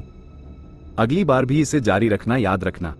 अशोक की आंखें खून की तरह लाल थीं और वह बहुत उत्साहित था। उसने विहान को देखा और उसका दिल जल रहा था, यहां तक कि उसकी आंखें भी चमक रही थी। विहान निश्चित रूप से भगवान का एक उपहार था। डिस्ट्रिक्ट 7 की एक यात्रा के साथ विहान डिवाइन पोशन वापस ले आया। इससे पहले कि अशोक इसका अच्छी तरह से अध्ययन कर पाता, विहान सर्वर 5 में चला गया। वो इतने सारे खजाने वापस ले आया था। Purple special crystals, tyrant form cultivation pods, tier 5 giant zombie live samples, first generation meteorite fragments. ये सभी उसके लिए महीनों तक अध्ययन करने के लिए पर्याप्त थे। विहान अपनी जम्हाई नहीं रोक सका और थके हुए स्वर में बोला, हाँ, ठीक है, ठीक है। डिस्ट्रिक्ट 5 में प्रवेश करने के बाद से उसका दिमाग तनाव में था। वह अच्छी नींद के बिना 2 दिनों से संघर्ष कर रहा था। अब जब वो आराम कर रहा था तो उसे और भी अधिक थकान महसूस हो रही थी। विहान को लगा जैसे उसका दिमाग भिन रहा था और उसे अशोक का संदेश स्वीकार करने के लिए मजबूर होना पड़ा। गेम हिंट्स अभी भी उसके सामने तेजी से चमक रहे थे। हिंट, आपके शेल्टर को पर्पल स्पेशल क्रिस्टल्स प्राप्त हुए हैं। शेल्टर का रिसर्च स्कोर बढ़ गया है। Special research topic special structure सक्रिय हो गया है। आपके शेल्टर के रिसर्चर्स बहुत उत्साहित हैं। हिंट, आपके शेल्टर को टायरेंट फॉर्म कल्टिवेशन पॉड्स प्राप्त हुए हैं। शेल्टर का रिसर्च स्कोर बढ़ गया है। वर्तमान रिसर्च टॉपिक टायरेंट फॉर्म्स की रिसर्च स्पीड 50% बढ़ गई है। आपके शेल्टर के रिसर्चर्स बहुत उत्साहित हैं। हिंट, आपके शेल्टर को जायंट ज़ॉम्बी लाइव सैंपल्स प्राप्त हुए हैं। शेल्टर का रिसर्च लेवल बढ़ गया है। Special research topic giant zombies सक्रिय हो गया है। हिंट, शेल्टर को फर्स्ट जनरेशन मीटियोराइट प्राप्त हुआ है। शेल्टर लेवल बढ़ गया है। शेल्टर का रिसर्च लेवल बढ़ गया है। शेल्टर का आकर्षण बढ़ गया है। विहान को इतनी नींद आ रही थी कि उसकी चेतना आ जा रही थी। उसने गेम लॉग को ध्यान से देखा भी नहीं। उसने अपना हाथ हिलाया और अशोक की रिसर्च रिपोर्ट को बीच में ही रोक दिया। विहान ने गंभीर स्वर में कहा, अशोक, तुम रिसर्च सुपरवाइजर हो। तुम फॉलो अप रिसर्च प्लान्स बना सकते हो। हालांकि फर्स्ट जनरेशन मीटियोराइट बहुत खतरनाक है। रेडिएशन के अलावा मुझे मीटियोराइट में कीड़े मिले। मुझे लगता है कि वे कीड़े खतरनाक हो सकते हैं। अशोक हैरान रह गया और उसने पूछा, कीड़े? कीड़े रेडिएशन वाले वातावरण में जीवित रह सकते हैं? उसने जल्दी से कुछ सोचा और एक पल के लिए सोचने के लिए अपना सिर नीचे कर लिया। अशोक ने गंभीरता से कहा, विहान, मुझे शक है कि फर्स्ट जनरेशन मीटियोराइट्स का डिवाइन पोर्शन से बहुत बड़ा संबंध है। विहान ने खुद को सतर्क रहने के लिए मजबूर किया और पूछा, तुम्हें भी ऐसा लगता है? अशोक ने सहमति जताते हुए कहा, हाँ, तुमने पिछली बार जो डिवाइन पोशन वापस लाया था उसके बारे में मुझे कुछ जानकारियां मिली हैं। मैं तुम्हें बताने ही वाला था। बात करते हुए अशोक विहान को बगल की एक्सपेरिमेंट टेबल पर ले गया। अशोक ने एक एनालिसिस रिपोर्ट उठाई और कहा, मुझे कल रात ही एक्सपेरिमेंट रिपोर्ट मिली है। मैं सीधे मुद्दे पर आता हूं। मुझे लगता है कि डिवाइन पोशन एक स्पेशल कल्चर लिक्विड है। विहान हक्के बक्के रह गया और उसने पूछा, क्या कल्चर फ्लूइड? अशोक ने समझाते हुए कहा, हाँ, कीड़ों के जीवन रूपों की खेती करने के लिए कल्चर फ्लूइड। मैंने प्रीलिमिनरी बायोलॉजिकल टेस्ट करने के लिए डिवाइन पोशन की थोड़ी मात्रा का उपयोग किया। मैंने देखा कि जब मैं डिवाइन पोशन का उपयोग करता हूं तो कीड़े डिवाइन पोशन के साथ एक जीवन रूप के शरीर में प्रवेश कर जाएंगे। यह एक परजीवी तरीके से जीवन रूप के शरीर में रहता है। अध्याय 388 पैरासिटिक वॉर्म्स। अशोक भाटी ने गंभीरता से समझाते हुए कहा, न्यूट्रिएंट सोल्यूशन कीड़ों को जीवन रूप में बेहतर ढंग से बढ़ने में मदद करता है। जैसे जैसे कीड़े बढ़ते हैं, होस्ट की भावनाएं उच्च हो जाएंगी और स्ट्रेंथ और फजीक सहित विभिन्न संकेतकों के मूल्य भी बढ़ जाएंगे। हालांकि इस तरह की वृद्धि बहुत खतरनाक है। अधिकांश परिस्थितियों में कीड़े जानवर के मस्तिष्क को परजीवी बना लेंगे। एक बार जब कीड़े नियंत्रण खो देते हैं और कुछ पोषक तत्वों की कमी होती है तो कीड़े चिड़चिड़े हो जाएंगे और होस्ट भी चिड़चिड़ा हो जाएगा। मेरे पास और अधिक परीक्षण करने का समय नहीं था। वर्तमान स्थिति के आधार पर चरम परिस्थितियों में कीड़े द्वारा होस्ट को बहुत नुकसान पहुंचाने की संभावना बहुत अधिक है। विवरण के अनुसार डिस्ट्रिक्ट 7 में स्कैवेंजर आर्मी के एनपीसीएस ने पोषण पिया था और कीड़ों के होस्ट बन गए थे। विहान चौधरी को मोटे तौर पर समझ आ गया था कि यह डिवाइन पोषण का असली प्रभाव था। अशोक ने आगे कहा, मुझे अभी भी यह विश्लेषण करने के लिए समय चाहिए कि क्या मीटियोराइट्स में मौजूद कीड़े उसी मूल के हैं जैसे डिवाइन पोषण में पाए जाने वाले कीड़े हैं। इसके बाद मैं फर्स्ट जनरेशन मीटियोराइट का अध्ययन करना शुरू करूंगा। विहान ने अपने सिर को सहलाते हुए, जो अब और काम नहीं कर पा रहा था, थके हुए स्वर में कहा, ओह ठीक है, तुम्हें जैसा ठीक लगे वैसा करो। उसे अवर्णनीय नींद का झोंका आया जिससे उसके लिए सोचना जारी रखना असंभव हो गया। उसने मन ही मन सोचा, जाने दो, मैं पहले अपनी नींद पूरी करने के लिए ऑफलाइन जाऊंगा। जाने से पहले विहान ने गेम की दुनिया में छुपकर लाई गई अकल से संबंधित 4 किताबों को 4 ज़ॉम्बी क्लोन्स की ओर फेंका और उन्हें रात भर बेसमेंट में पढ़ने के लिए कहा। सब कुछ व्यवस्थित करने के बाद विहान ने मोहित मल्होत्रा की ओर हाथ हिलाया और कहा, मोहित जी, मैं पहले आराम करने के लिए ऑफलाइन जाऊंगा। नजर रखना। सर्वर 5 से मिली बड़ी फसल का जायजा ले रहे मोहित ने असामान्य रूप से उत्साहित होकर विहान की ओर हाथ हिलाते हुए कहा, कोई बात नहीं, इसे मुझ पर छोड़ दो। दृश्य बदलता है। Federation frontline camp, district 5। इस बीच रिसर्च इंस्टीट्यूट के बाहर फेडरेशन द्वारा स्थापित अस्थायी फ्रंटलाइन कैंप में उदित ठाकुर ने घुसपैठ अभियान की पूरी प्रक्रिया की मोटे तौर पर रिपोर्ट कुणाल त्रिवेदी को देते हुए कहा, अंत में हमने टाइम पैसेज और लैबोरेटरी में सुकांत पारिक द्वारा छोड़े गए TF5 जायंट ज़ॉम्बीज को पूरी तरह से नष्ट करने के लिए विहान को अकेला छोड़ने का फैसला किया। कुणाल ने आश्चर्य से पूछा, तुमने टाइम पैसेज की स्थिति की पुष्टि नहीं की? उदित एक पल के लिए हैरान हुआ, फिर उसने कहा, उस समय हमारी स्थिति ने इसकी अनुमति नहीं दी। कुणाल के चेहरे के भाव अनिश्चित थे। उसने शांत स्वर में कहा, ठीक है, मैं समझ गया। उदित ने चिंतित होकर पूछा, चीफ, क्या कोई समस्या है? क्या टाइम पैसेज अभी तक नष्ट नहीं हुआ है? एक अधिकारी ने आगे आकर रिपोर्ट देते हुए कहा, हमारा मानना है कि टाइम पैसेज पूरी तरह से नष्ट नहीं हुआ होगा। लैबोरेटरी की रियल टाइम डिटेक्शन से पता चला है कि टाइम फ्लक्चुएशन अभी भी है, लेकिन स्पेस फ्लक्चुएशन की मात्रा में भारी कमी आई है। इसके अलावा लगभग आधे घंटे पहले से वैम्पायर्स का फॉलो अप मिलिट्री सपोर्ट फिर कभी नहीं दिखा है। इसके आधार पर हमारा मानना है कि उस समय से टेलीपोर्टेशन पैसेज काफी प्रभावित हुआ है। उदित ने अपनी भौहें सिकोड़ी। समय मेल खा रहा था। आधे घंटे से अधिक समय पहले जब उन्होंने अलार्म सुना था तो उन्होंने गलती से सोच लिया था कि स्पेशल रिफ्ट टेलीपोर्टेशन पैसेज नष्ट हो गया था। वे बस सोच ही रहे थे कि अचानक उदित के पैरों के नीचे से एक जोरदार कंपन महसूस हुआ। उसके बाद उनके कानों में एक जोरदार धमाका सुनाई दिया। बूम! जयंत तिवारी ने खुद को स्थिर करते हुए आश्चर्य से कहा। एक धमाका, और बाहर देखने के लिए कमांड पोस्ट टेंट का एक कोना उठाने वाला वो पहला व्यक्ति था। Boom boom boom! धमाके की आवाजें रिसर्च इंस्टीट्यूट के अंदर से आ रही थी। पूरा रिसर्च इंस्टीट्यूट आग के समंदर में तब्दील हो गया था। रिसर्च इंस्टीट्यूट के बाहर मौजूद ज्यादातर ऑटोमेटिक टर्रेट्स ने इस धमाके के कारण अपना प्रभाव खो दिया था। फेडरेशन के प्लेयर्स ने मौका पाकर नाइट आउल ऑर्गेनाइजेशन पर भयंकर हमला बोल दिया। एक फेडरेशन सैन्य अधिकारी ने जोर से रिपोर्ट करते हुए कहा, चीफ, टाइम फ्लक्चुएशन सिग्नल अचानक गायब हो गया है। उदित को यकीन था कि विहान ने ही बम विस्फोट किया होगा और उसने मन ही मन विहान की जय जयकार करते हुए उत्साह से कहा, बढ़िया, यह विहान ही होगा। उसने टेलीपोर्टेशन पैसेज को नष्ट करने का कोई तरीका सोच लिया होगा। जयंत खुद को अपनी मुट्ठी जोर से लहराने से नहीं रोक पाया और खुशी से बोला, बहुत बढ़िया। रिसर्च इंस्टीट्यूट के बाहर हुए बड़े धमाके को देखकर केवल चैतन्य चौहान को थोड़ा अजीब लगा। कुछ तो गड़बड़ थी। अपने बैकपैक की वजन सहने की सीमा के कारण वो रिसर्च इंस्टीट्यूट में ज्यादा टाइम बॉम्ब्स नहीं लाया था। तार्किक रूप से कहें तो एक बड़े हॉल को उड़ाना ही सीमा थी। इतना भयंकर धमाका कैसे हो सकता है? ऑटोमेटिक टर्रेट्स के बिना रिसर्च इंस्टीट्यूट की रक्षा क्षमता बहुत कम हो गई थी। पलक झपकते ही फेडरेशन के एलीट प्लेयर्स रिसर्च इंस्टीट्यूट की सीमा में घुस चुके थे। ये देखकर कि स्थिति सामान्य हो गई है, कुणाल ने जयंत और निहारिका नेगी की ओर मुड़कर कृतज्ञता से कहा, आपकी कड़ी मेहनत के लिए धन्यवाद। फेडरेशन की ओर से ज़ॉम्बी अपोकलिप्स डिस्ट्रिक्ट 5 आप दोनों को आपकी सहायता के लिए धन्यवाद देना चाहता है। मैं किसी से कहकर आपको आराम करने के लिए नीचे भिजवाता हूं। हम 3 दिनों के भीतर फॉलोअप कॉम्पनसेशन का भुगतान कर देंगे। जयंत ने सहमति में सिर हिलाते हुए कहा, बेशक बेशक, धन्यवाद। जयंत और निहारिका के जाने के बाद कुणाल ने राहत की लंबी सांस ली।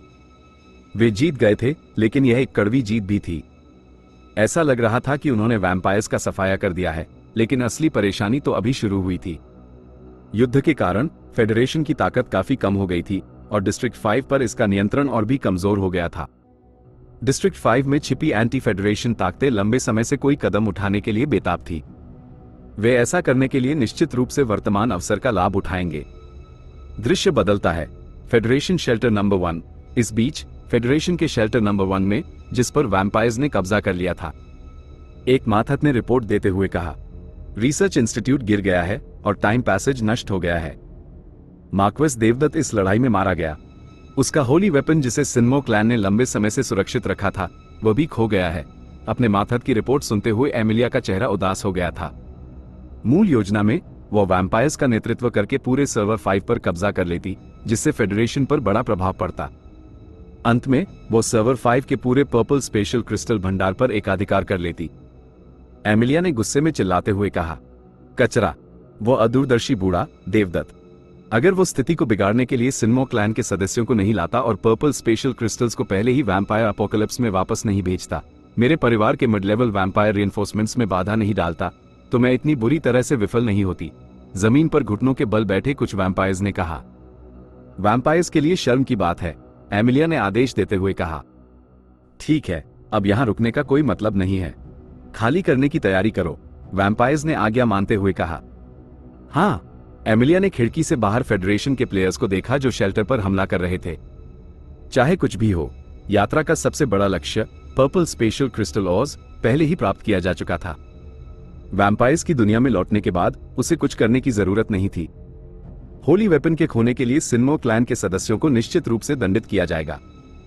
यह कोई नुकसान नहीं था, लेकिन एमिलिया का मूड बहुत खराब था। दृश्य बदलता है। Real world offline. Chetan Chauhan ने चिंतित स्वर में पूछा, विहान? विहान ने नींद में लड़खड़ाती आवाज में कहा, हाँ मैं हूं। विहान दिन से रात तक और फिर रात से सुबह तक सोता रहा। अभी भी थोड़ा मदहोश, उसने अपने तकिए के पास रखे फोन के लिए हाथ बढ़ाया था। चेतन ने घबराकर पूछा, विहान क्या तुम ठीक हो? क्या तुम धमाके की चपेट में आ गए थे? विहान ने शांत स्वर में जवाब दिया, नहीं मैं ठीक हूं। चेतन ने राहत की सांस लेते हुए कहा, फ्यू, यह अच्छी बात है। चेतन को भी लगा था कि विहान इतनी आसानी से डिस्ट्रिक्ट 5 में नहीं मरेगा। उसने अभी अभी डिस्ट्रिक्ट 5 में जो हुआ उस पर विस्तृत रिपोर्ट पढ़ी थी। रिपोर्ट पढ़ने के बाद चेतन फिर से हैरान रह गया। वो हमेशा से जानता था कि विहान बहुत शक्तिशाली है, लेकिन उसे यह उम्मीद नहीं थी कि विहान पहले ही इस स्तर तक पहुंच चुका था। वो पहले से ही एक ही समय में लड़ने के लिए 10 टायरेंट फॉर्म ज़ॉम्बीज को नियंत्रित कर सकता था। अगर विहान ने हमेशा फेडरेशन के साथ सहयोग नहीं किया होता, तो वो लंबे समय से फेडरेशन के उच्च जोखिम वाले लोगों की सूची में होता और फेडरेशन द्वारा 24 घंटे उसकी निगरानी की जाती। अध्याय 389 पोषणोलॉजी। चेतन चौहान ने आश्चर्य से पूछा, तुमने ये कैसे किया? विहान चौधरी ने उलझन में कहा। हाँ क्या? चेतन ने शांत स्वर में कहा, नहीं कुछ नहीं, यह मिशन तुम्हारे लिए बहुत बड़ी परेशानी रहा है। फेडरल अथॉरिटीज ने तुम्हें एडिशनल कॉम्पेंसेशन देने का फैसला किया है, विहान ने उत्सुकता से कहा। ओ, एडिशनल कॉम्पेंसेशन शब्द सुनकर विहान तुरंत होश में आ गया। विहान ने पूछा, किंग ऑफ गॉड्स के पॉइंट्स? चेतन ने अपना सिर खुजलाया और थोड़ा असहाय महसूस किया। चेतन ने समझाते हुए कहा, हम तुम्हारी आवश्यकताओं को पूरा करने की पूरी कोशिश करेंगे। हालांकि जैसा कि तुम जानते हो, हर महीने प्लेयर्स के बीच किंग ऑफ गॉड्स के पॉइंट्स वाले ट्रांजैक्शंस को गेम द्वारा निर्धारित नियमों का पालन करना होता है। जितने अधिक किंग ऑफ गॉड्स के पॉइंट्स का व्यापार किया जाएगा, प्रोसेसिंग फीस उतनी ही अधिक होगी। किंग ऑफ गॉड्स के पॉइंट्स के डायरेक्ट एक्सचेंज की बात करें तो नुकसान बहुत अधिक होगा। मेरा सुझाव है कि इसके बजाय हम तुम्हारे लिए आवश्यक मटेरियल्स का डायरेक्ट एक्सचेंज चुनें। विहान ने बिना किसी हिचकिचाहट के सहमति जताते हुए कहा। ठीक है, मैं तुम्हें कुछ दिनों में मटेरियल्स की एक सूची दूंगा। रिसर्च रूम स्थापित करने के लिए उसे अभी भी बहुत सारे रेयर मिनरल्स की आवश्यकता थी। फेडरेशन से मिनरल्स खरीदना अधिक सुविधाजनक होगा, चेतन ने याद करते हुए कहा। इसके अलावा अथॉरिटीज ने मुझे तुमसे पूछने के लिए कहा था, विहान ने पूछा। हम? चेतन ने गंभीरता से पूछा। क्या तुम्हारा सर्वर्स बदलने और वैम्पायर अपोकलिप्स में शामिल होने का कोई प्लान है? विहान ने इनकार करते हुए कहा। कोई दिलचस्पी नहीं है, अपेक्षित उत्तर पाकर चेतन ने भारी आह भरते हुए कहा। ठीक है, विहान ने पूछा। क्या बात है? चेतन ने गंभीर स्वर में कहा। तुम डिस्ट्रिक्ट 5 के अधिकांश मामलों में शामिल थे, इसलिए अथॉरिटीज का मानना है कि तुम्हें जानने का अधिकार होना चाहिए। मैं जो कहने जा रहा हूं वह एक फेडरल सीक्रेट है। मुझे उम्मीद है कि बाहरी दुनिया में दहशत पैदा करने से बचने के लिए तुम इसे गुप्त रखोगे। विहान बिस्तर पर सीधा बैठ गया और सिर हिलाते हुए कहा। ठीक है, आगे बोलो, चेतन ने चिंतित होकर कहा। कल फेडरेशन ने वैम्पायर्स द्वारा कब्जा किए गए सभी शेल्टर्स वापस ले लिए। जब हम मटेरियल्स की गिनती कर रहे थे तो हमने पाया कि मूल रूप से शेल्टर नंबर 1 में पर्पल स्पेशल क्रिस्टल्स का एक बैच खो गया है। विहान के दिल की धड़कन तेज हो गई। पर्पल स्पेशल क्रिस्टल्स की बात करें तो न केवल उसने उन्हें पहले देखा था, बल्कि उसने चुपके से 10 से अधिक बक्सों को डिस्ट्रिक्ट 8 के शेल्टर में भी पहुंचा दिया था। विहान ने अनजान बनते हुए पूछा। वह क्या है? चेतन ने समझाते हुए कहा। यह एक बहुत हाई लेवल मटेरियल है। पर्पल स्पेशल क्रिस्टल्स में एक प्रकार की स्पेशल एनर्जी होती है जिसका उपयोग स्पेस में स्पेल्स करने और टेलीपोर्टेशन पैसेज खोलने के लिए किया जा सकता है, चेतन ने चिंता के साथ आगे कहा। मुझे उम्मीद है कि क्रिस्टल्स का खोना महज एक इत्तेफाक है। विहान शांत रहा। यह निश्चित रूप से कोई इत्तेफाक नहीं था। वैम्पायर्स पर्पल स्पेशल क्रिस्टल्स को बहुत महत्व देते थे। वैम्पायर्स के मार्क्वेस देवदत्त देसाई ने तो पहली फुर्सत में एक बैच वापस वैम्पायर अपोकलिप्स में पहुंचा दिया था। विहान को यह भी लगा कि वैम्पायर्स ने केवल पर्पल स्पेशल क्रिस्टल्स प्राप्त करने के लिए सर्वर 5 में आने में बहुत प्रयास किया था। चेतन ने विषय बदलते हुए कहा। वैम्पायर्स के सर्वर 5 पर हमले को एक तरफ रख दे तो वो वैम्पिरिक स्पिरिट केन भी है जो तुम्हें मिली थी? विहान ने पूछा। स्पिरिट केन? चेतन ने पुष्टि करते हुए कहा। हाँ, वह वैम्पायर्स के 13 होली आर्टिफैक्ट्स में से एक है। सामान्य परिस्थितियों में इसे प्यूरिफाइड या सील करने से पहले केवल वैम्पायर्स में ही उस चीज को उठाने की क्षमता होती है। चेतन ने अपना सिर खुजलाया और उत्सुकता से पूछा। तुमने ये कैसे किया? विहान ने मजाक करते हुए कहा। शायद इसलिए क्योंकि मैं एक वैम्पायर हूं। चेतन एक पल के लिए स्तब्ध रह गया और बोला। क्या? उसे लगा कि विहान उससे झूठ बोल रहा था। चेतन ने गंभीर होते हुए कहा। मजाक करना बंद करो। वैम्पायर्स वैसे भी इसे वापस लेना चाहेंगे। वर्तमान में सर्वर 8 अभी भी न्यूबी प्रोटेक्शन के अधीन है। वैम्पायर्स के जबरदस्ती सर्वर 8 में प्रवेश करने की संभावना बहुत कम है, लेकिन सतर्क रहना बेहतर है, विहान ने शांति से कहा। ठीक है, मुझे पता है। धन्यवाद। विहान और चेतन कुछ देर तक बात करते रहे। ऑपरेशन के भुगतान पर सहमत होने के बाद उन्होंने फोन रख दिया। विहान ने अंगड़ाई ली और कुछ खाना ढूंढने की तैयारी की। पर्दे खोलते हुए विहान एक पल के लिए स्तब्ध रह गया। उसने हैरानी से कहा, पीछे के बगीचे में रखे रॉ ब्लू क्रिस्टल ऑज कहाँ हैं? पीछे का बगीचा खाली था, जिसमें केवल एक छोटे पुल और बहते पानी का सुंदर दृश्य बचा था। विहान ने अपना कोट पहना और ऑज की तलाश में बाहर गया। जैसे ही उसने दरवाजा खोला, उसकी मुलाकात प्रबंधक सूरज से हुई। विहान ने तुरंत पूछा, प्रबंधक सूरज, मेरे पत्थर कहाँ हैं? प्रबंधक सूरज ने सम्मानपूर्वक कहा, मिस्टर विहान, आप आराम कर रहे थे, इसलिए मुझे आपको बताने का मौका नहीं मिला। अगर पत्थर बाहर छोड़े गए होते तो वे आसानी से खो जाते और नमी पकड़ लेते, इसलिए मैंने पहल करते हुए उन्हें अस्थायी रूप से स्टोरेज रूम में रख दिया। मुझे उम्मीद है कि आपको बुरा नहीं लगेगा, विहान ने राहत की सांस लेते हुए कहा। ओह, कोई बात नहीं, जब तक वे खो न जाएं, प्रबंधक सूरज ने विहान को देखकर कड़वी मुस्कान दी। ब्लैक मार्केट में लाखों की कीमत वाला और का एक टुकड़ा बस पीछे के आंगन में ढेर कर दिया गया था।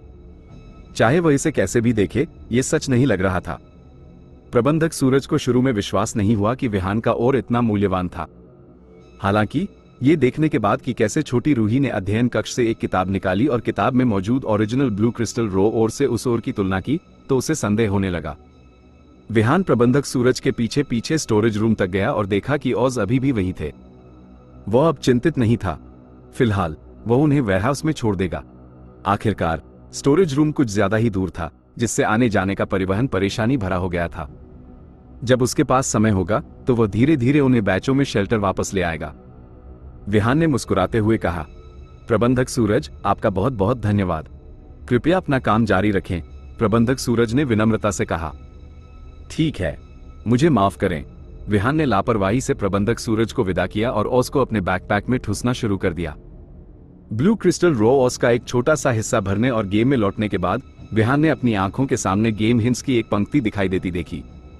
हिंट, आपने travel log to a foreign fantasy land, analysis of potionology और अकल्ट नॉलेज किताबों को पढ़ना पूरा कर लिया है।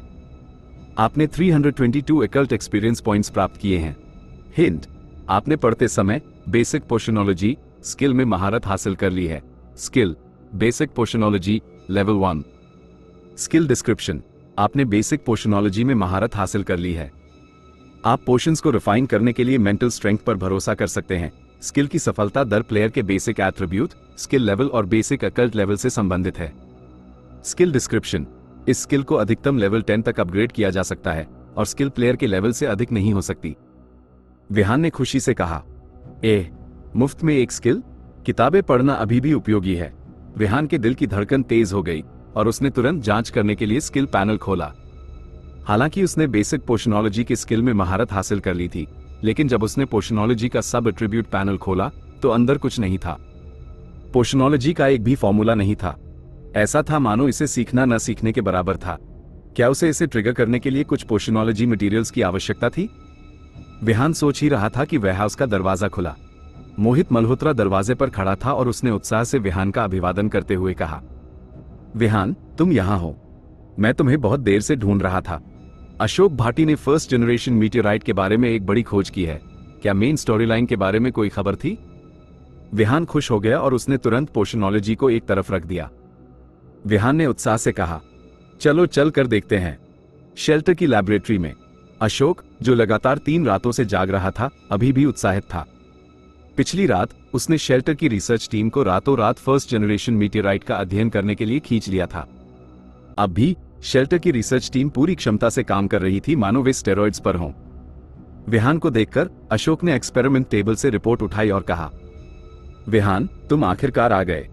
अच्छी खबर है, मैंने फर्स्ट जनरेशन मीटियोराइट के भीतर मौजूद कीड़े का एक हिस्सा बायोलॉजिकल सैंपल के रूप में निकाला है और पुष्टि की है कि कीड़े के शरीर में प्राइमोजेनिटर वायरस से संबंधित एक जीन सीक्वेंस है। उसने आगे कहा, यह बहुत अजीब है। एक बार जब कीड़े को कृत्रिम रूप से मीटियोराइट से अलग कर दिया जाता है तो वो तुरंत मर जाएगा। सुरक्षा कारणों से मैंने अभी तक कोई बायोलॉजिकल एक्सपेरिमेंट्स नहीं किया है। हमारे रिसर्च रूम को पहले लेवल अप करने की आवश्यकता है। अध्याय 390 the next journey. Ashok Bhati ने अपना चश्मा ठीक करते हुए कहा, इसके अलावा मेरे अनुमान के अनुसार जब तक हम कीड़ों और फर्स्ट जनरेशन मीटियोराइट के बीच के संबंध का पता लगा सकते हैं, हम ज़ॉम्बी वायरस को पूरी तरह से हल करने का एक तरीका खोजने में सक्षम होंगे। इससे पहले मैंने कीड़ों की खोज के बारे में डार्क नाइट्स के डेविड से संवाद किया था। हम एक साथ काम करेंगे जिसमें हम में से प्रत्येक एक अलग आइटम पर ध्यान केंद्रित करेगा।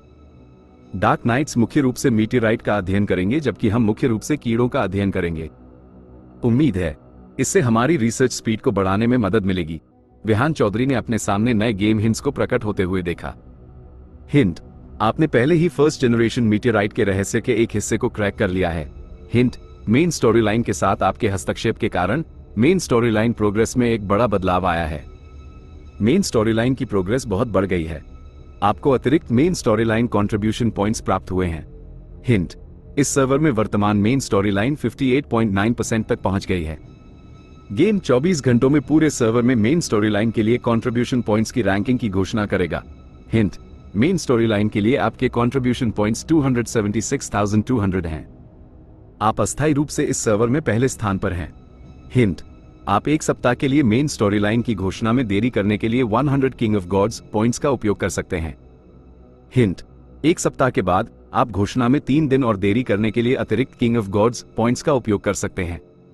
प्रत्येक देरी में पिछली बार की तुलना में दोगुने किंग ऑफ गॉड्स पॉइंट्स खर्च होंगे। हिंट, प्लेयर कृपया चुनें कि क्या घोषणा में देरी करने के लिए 100 किंग ऑफ गॉड्स पॉइंट्स का उपयोग करना है। गेम हिंट्स की श्रृंखला ने विहान को थोड़ा भ्रमित कर दिया। विहान ने मन ही मन गाली देते हुए कहा, धत। गेम लॉग को ध्यान से पढ़ने के बाद विहान मन ही मन कोस रहा था। उसने सोचा, मेन स्टोरी लाइन की कंप्लीशन रेट अचानक 59% के करीब क्यों पहुंच गई। अपनी मूल योजना में विहान ने इस तथ्य का लाभ उठाने की योजना बनाई थी कि कोई नहीं जानता था कि उसने खुद को गुप्त रूप से विकसित करने और चुपचाप मेन स्टोरी लाइन करने के लिए फर्स्ट जनरेशन मीटियोराइट प्राप्त कर लिया है। उसे उम्मीद नहीं थी कि मेन स्टोरी लाइन इतनी जल्दी 50% से अधिक हो जाएगी और रैंकिंग की घोषणा भी हो गई थी। विहान ने आदेश देते हुए कहा, घोषणा में देरी करो। विहान ने घोषणा में 7 दिनों की देरी करने के लिए 100 किंग ऑफ गॉड्स पॉइंट्स खर्च करने का फैसला किया। अब उसकी मेन स्टोरी लाइन प्रोग्रेस को उजागर करने का समय नहीं था। मेन स्टोरी लाइन की वर्तमान कंप्लीशन रेट 60% से कम थी और बाद की मेन स्टोरी लाइंस को पूरा करना इतना आसान नहीं होगा। गेम में दिलचस्प तत्वों को शामिल किया जाना तय था। इसके अलावा उसकी स्मृति में ज़ॉम्बी अपोकलिप्स के सर्वर 2 की फेडरल टीम पहले ही मेन स्टोरी लाइन पूरी कर चुकी थी और सर्वर 2 में गेम की दुनिया की अंतिम अथॉरिटी सफलतापूर्वक प्राप्त कर चुकी थी। लेकिन अब सर्वर 2 अभी भी उस अपोकलिप्टिक दुनिया में था जहां ज़ॉम्बीज का बोलबाला था। फॉलोअप मेन स्टोरी लाइन निश्चित रूप से इतनी सरल नहीं होगी। विहान वर्तमान में कंट्रीब्यूशन पॉइंट्स के मामले में काफी आगे था। संभवतः दूसरों के लिए कंट्रीब्यूशन पॉइंट्स में पहला स्थान छीनना बहुत मुश्किल होगा। उसे सबसे ज्यादा डर डिस्ट्रिक्ट 8 में मेन स्टोरी लाइन रैंकिंग्स की घोषणा से था। उस समय वह सार्वजनिक आलोचना का लक्ष्य बन जाएगा। इसके अलावा नाइट आउल ऑर्गेनाइजेशन उसकी परेशानियों को बढ़ाएगी और डिस्ट्रिक्ट 8 में मेन स्टोरी लाइन को बाधित करने के तरीके सोचेगी, जिससे उसकी परेशानियां और बढ़ जाएंगी। उसे मेन स्टोरी लाइन को पूरा करने के लिए अगले 7 दिनों का लाभ उठाना था। विहान को अचानक भारी दबाव महसूस हुआ। विहान को चुप देखकर अशोक ने उत्सुकता से अपना सिर घुमाया और पूछा, विहान, क्या तुमने कुछ सोचा? विहान ने अपने होश में आते हुए कहा, ओ नहीं, कुछ नहीं। रिसर्च रूम को लेवल अप करना कोई समस्या नहीं है। जल्द से जल्द गायब मटेरियल्स की एक सूची बनाओ। इसके अलावा फर्स्ट जनरेशन मीटियोराइट पर शोध करने से परिणाम आने में कितना समय लगेगा? अशोक ने गंभीरता से कहा, रिसर्च बहुत कठिन है। प्रारंभिक निष्कर्ष पर पहुंचने में कम से कम 3 से 4 दिन लगेंगे। विहान ने पूछा, 3 से 4 दिन? इतना धीमा? अशोक ने अपना सिर हिलाते हुए कहा, धीमा? यह पहले से ही बहुत तेज है विहान। एनालिसिस के प्रारंभिक निष्कर्ष पर पहुंचने के बाद एंटीबॉडीज विकसित करने में बहुत लंबा समय लगेगा। डार्क नाइट्स की मदद से भी कम से कम 1 महीने के समय के बिना यह संभव नहीं होगा। विहान ने हैरानी से पूछा, 1 महीना? विहान का दिल बैठ गया। उसने हताश होकर कहा, हे भगवान, 1 महीने का समय ऐसे ही बर्बाद हो जाएगा? 1 सप्ताह 100 किंग ऑफ गॉड्स पॉइंट्स के बराबर था। अंत की ओर रैंकिंग घोषणा में देरी करने के लिए अपेक्षाकृत अधिक पॉइंट्स की आवश्यकता होगी। वह इसे खींचना वहन नहीं कर सकता था।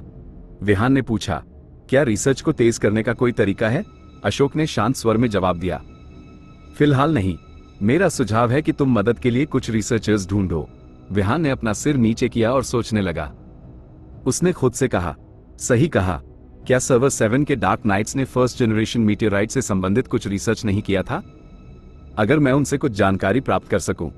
विहान ने अपना सिर उठाया और पूछा, अगर फर्स्ट जनरेशन मीटियोराइट से संबंधित रिसर्च मटेरियल्स हों तो क्या इससे रिसर्च को तेज करने में मदद मिलेगी?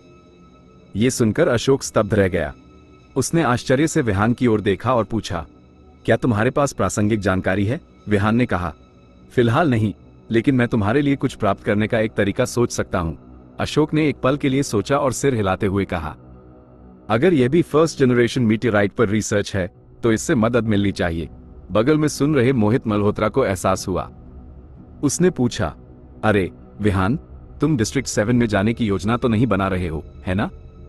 उसने मन ही मन सोचा, क्या बकवास है। क्या वो कुछ भी कहे बिना डिस्ट्रिक्ट 7 में जाकर मेन स्टोरी लाइन करने की योजना बना रहा था? ओवरपावर्ड वास्तव में ओवरपावर्ड है। वो वास्तव में दोनों सर्वर्स में मेन स्टोरी लाइन कर रहा है। विहान ने दृढ़ता से कहा, सही कहा। मैं समानांतर दुनिया में जाने की योजना बना रहा हूं। वहां के डार्क नाइट्स ने कुछ समय के लिए फर्स्ट जनरेशन मीटियोराइट का अध्ययन किया है और वहां अभी भी रिसर्च डेटा संग्रहित हो सकता है। विहान ने इसके बारे में जितना अधिक सोचा, उसे उतना ही अधिक लगा कि यह एक काम करने योग्य योजना थी। डिस्ट्रिक्ट 7 की मेन स्टोरी लाइन डिस्ट्रिक्ट 8 के समान ही थी। फर्स्ट जनरेशन मीटियोराइट पर प्रासंगिक जानकारी खोजने के अलावा वो दोनों सर्वर्स में मेन स्टोरी लाइन प्रवाह को क्रॉस रेफरेंस कर सकता था। इससे उसे डिस्ट्रिक्ट 8 के मिशंस की प्रगति को तेज करने में भी मदद मिलेगी। अगर वो भाग्यशाली रहा और सीधे डिवाइन पोशन के मालिक के संपर्क में आया तो वो पहले से ही बाद की मेन स्टोरी लाइन से संबंधित कुछ जानकारी प्राप्त करने में सक्षम हो सकता है। विहान ने पूछा, स्पेस स्टेयरिंग डिवाइस की स्थिति कैसी है? मोहित ने जवाब दिया, बहुत अच्छी। विकास ने कल ही इसकी जांच और मरम्मत कर ली थी। इसे किसी भी समय संचालित किया जा सकता है।